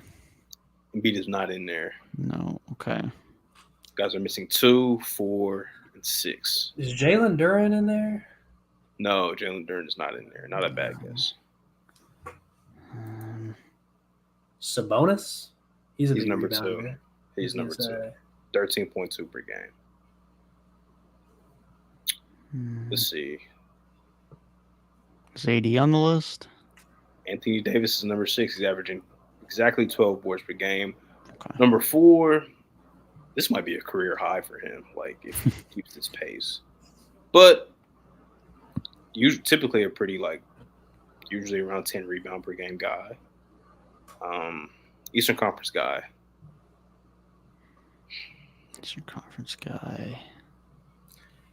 Do we say Giannis? No, but it's not Giannis. He's not. Is this Vooch? Not Vooch. Okay.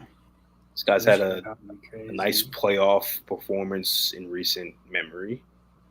Playoff performance, recent memory. Really good offensive rebounder too.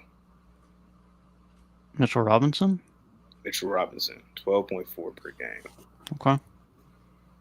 That's all 6. Somebody, I feel like literally like Bam had like a 20-20-10 game like yesterday, so I'd be surprised if Bam wasn't on here. He wasn't. No, that's all 6. Really? Bam was not on there. Nope.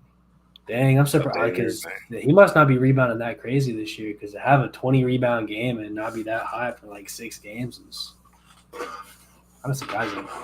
This is probably the Bam's craziest at category. 9.3. Oh, damn. Ugh.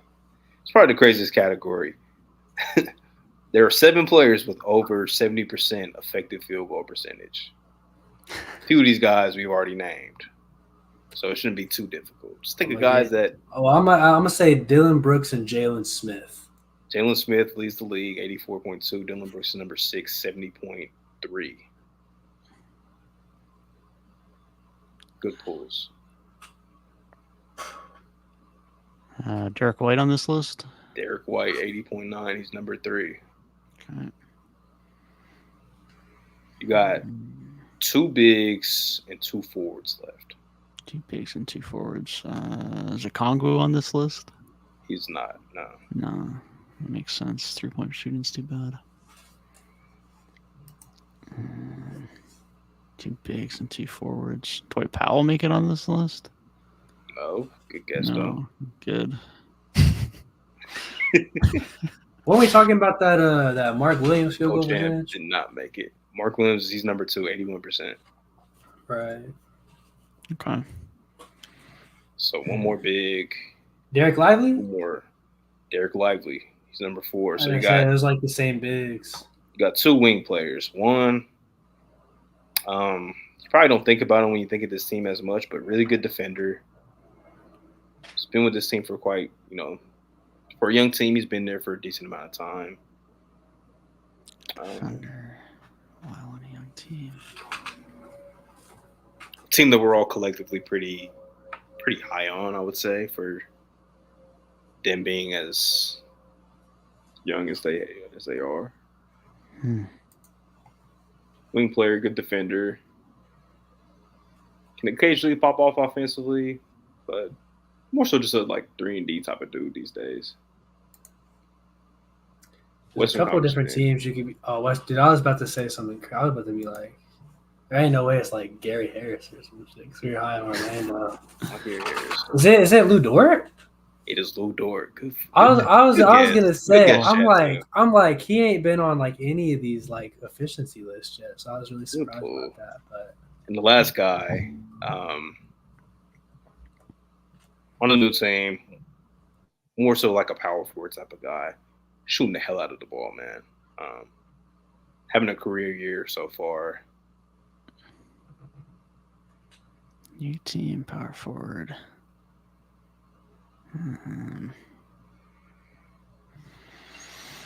How many has playoff experience. On a new team? Also a Western Conference guy. Daniel Gabe.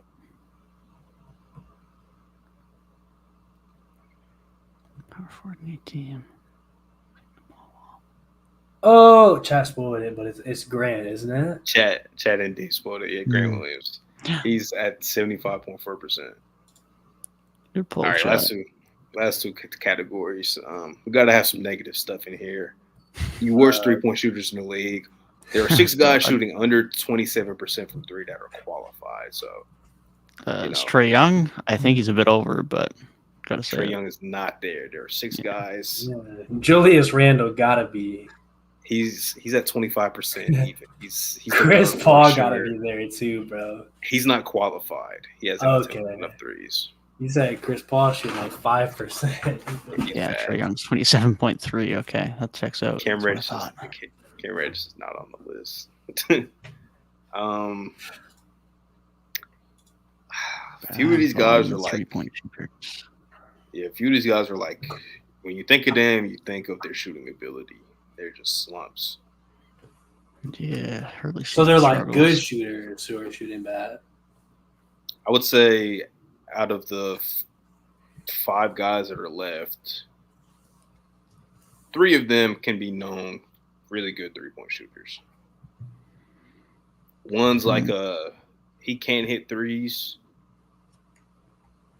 And the other one, I mean, he's supposed to be a shooter, but how much do you buy into that? Not really. Okay, the worst guy on a team that's performing really well. Former All-Star, just not having a good start. Very Julius Randle-like type of start. Is this Wiggins? Not Wiggins. Okay. Not a bad guess, but not Wiggins. Good team, former All-Star. Like multi-time All-Star. I don't want to say because guys like Kyrie and Chris Middleton, I don't think have been that bad. No, Kyrie's not down here. Not been not great, but not that bad. Is Brandon Ingram on this list? Not BI. Don't look at chat because chat has. I got private chat open. I ain't looking at chat. Is Clay on there? Is Clay the guy? Clay's not on there. No. We talked about this guy multiple times this episode, for better or for worse. But offensively, he ain't it this season. He's not it. Western Conference team. When you think of him, you think of his shooting ability. Mainly his shooting ability.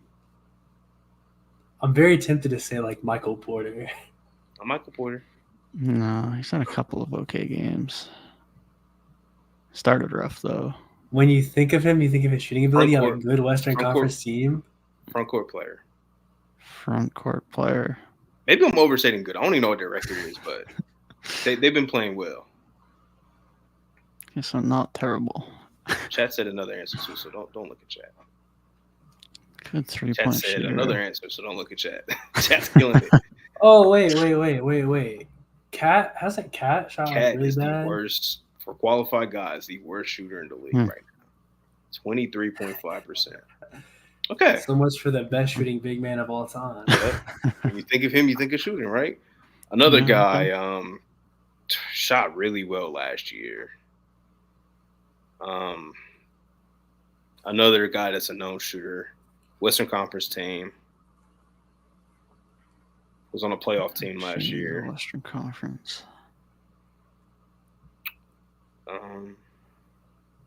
White guy. Kevin Huerter? Kevin Huerter's the second worst guy in the league. He's been struggling. Okay, top 3 or bottom 3. Guys got that. So next guy, Eastern Conference team. This one might be tough. Kind of like a shot creating smaller guard. Smaller guard. On a younger team, but he's not like a younger guy. Freddie? Not Freddie. Eastern Conference. Eastern Conference. Oh, you said Eastern. I missed that part. Yeah. It's not Terry Rozier, is it? Terry Rozier, 25.8%. Okay. He's been hitting from mid-range then, because I thought he'd be shooting better. Interesting. He was the guy that was saying, like, he's usually can't hit the 3, but struggling so far. Next guy,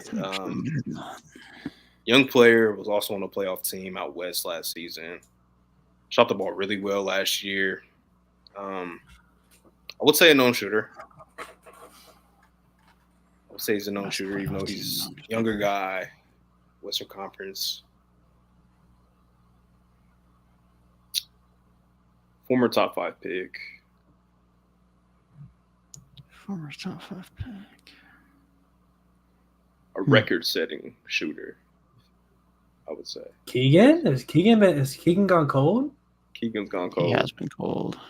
26%. And the last guy, this is the guy that I'm like, got paid as a shooter, but he's not really a shooter. On an Eastern Conference team. Just got there this past off season. Well, I've heard that Cleveland's been bad. Is it Max Strus? Not Max Strus. He's been shooting the hell out of the ball. He's been really good. I was gonna say I thought he'd been. You're in the ballpark, like though. some 30-point games. You're in the ballpark though. Keep thinking. Same team. Keep going. No, it's got to be Niang then. It is Niang. He's 26.5%. So yeah, those guys are cold as hell from 3. In the last category. Yeah, known shooter, new team. I'm like Strus. I swear he had a couple 30 pieces. Like, known shooter is very only known for his shooting because he doesn't do anything else. Garrett said Niang like 10 minutes ago. He's so bad. In the last category, there are 5 players to have a triple-double this season. At least one triple. Jokic, he has 3. Did Scott? Yeah, I feel like Scotty got one. Scotty got 1. Yeah, I was gonna say. Luka. Luka, he's the only other guy with more than 1. Okay. He has 2. Got Luka, Jokic, Scotty. Don't think Giannis has one this year. Good thought. He does not. Paolo doesn't. Gabe actually mentioned this guy's stat line earlier. Oh, I don't think. Bam. Bam. Oh yeah, 2010. Yeah. That's crazy that Bam's on that list. I don't. The last guy, I mean, Ben Simmons got damn close a couple times. I'm not gonna lie. Close. I don't think he secured one though. Last guy, same ballpark though, big guard. Has been a triple-double guy in the past. Not averaging, but like, you know, he's gotten some triple-doubles in his career. Eastern Conference guard. Cade. Not Cade. Good guess though. Big guard. East. Triple levels. DeJounte? DeJounte? No. I was gonna say when I hear big guard, I'm like big guard, like big guard. Big guard. Okay. It ain't Benjamin. Up in. Don't look at chat. Yeah, I'm like blanking. Eastern Conference big. There's like not even. Did we say LaMelo?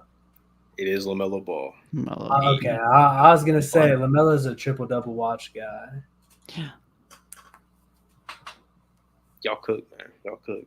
Yeah, I was kind of surprised there wasn't more triple doubles. Remember when like everybody was getting triple doubles like a few years ago? Yeah, it was a few crazy runs. It was like Westbrook and Harden for real were like all the fucking time. But then LeBron was getting a couple more. Luka. Jokic popped off. Definitely like 2018 to like 2020, really 2017 to 2020 with like LeBron, Harden, Westbrook. Then the rise of like Luka and Jokic. Yeah, there was a lot of guys that were getting triple doubles. Even I don't know how many Giannis got, but I mean when Giannis was passing the ball a little bit more, he might have got it. He had like 4 or 5. Like there was a stretch where he was getting some triple doubles last year. So he was passing the ball a lot. Even I feel like Curry doesn't get it a ton, but he can have like some big rebounding games here and there. John Morant had a stretch last season where he's getting like 10 boards. Yeah, Ja will do it. I think Drew Holiday almost had one the other night. Tatum almost had one. I'm surprised Shea's not on that watch more as like a bigger guard. Like you think he'd be able to get some more boards. Like there's some guys like I don't really expect like Halliburton to be like a big rebounding guy. He's just not that kind of player. But yeah. Giddey usually. Giddey's triple double. No, actually Giddey's a really good one. Interesting, man. Yeah. And those all the categories I got. I saw through the wire they named every Kentucky player in the NBA. I'm like, I'm not gonna do y'all like that. That'd be every Kentucky player in the list. NBA. Name every Duke player in the NBA. I got you Jason Tatum, Brandon Ingram, and Paolo. No, I got hella more than that. Zion, Trey Jones, Tyus Jones, RJ, Cam Reddish, Mark, Lively, Yeah. Reddish. That's 10. That's like 10 right there. Yeah. There's a Grayson lot of Duke players. It's not that hard to name. Kyrie, we didn't even say Kyrie Irving. He was the number 1 pick on the Duke. Yeah. God. Who else? I feel like I saw Justice Winslow was still on the roster. I might be bugging. He might not be. I don't know that he is. He might be unemployed. Oh, Luke Kennard was a Duke guy. Shout out Middletown. Well, Middletown area legend. Yeah. Middletown. Winslow. Yeah, Winslow is not employed. Damn, now I'm really thinking. Duke guys.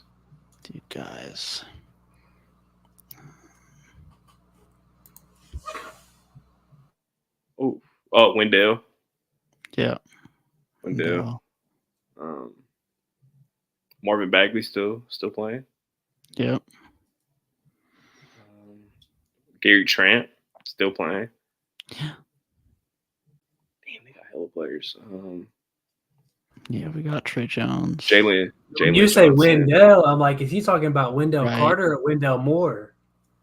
Is he on the roster? Wendell Moore, he is.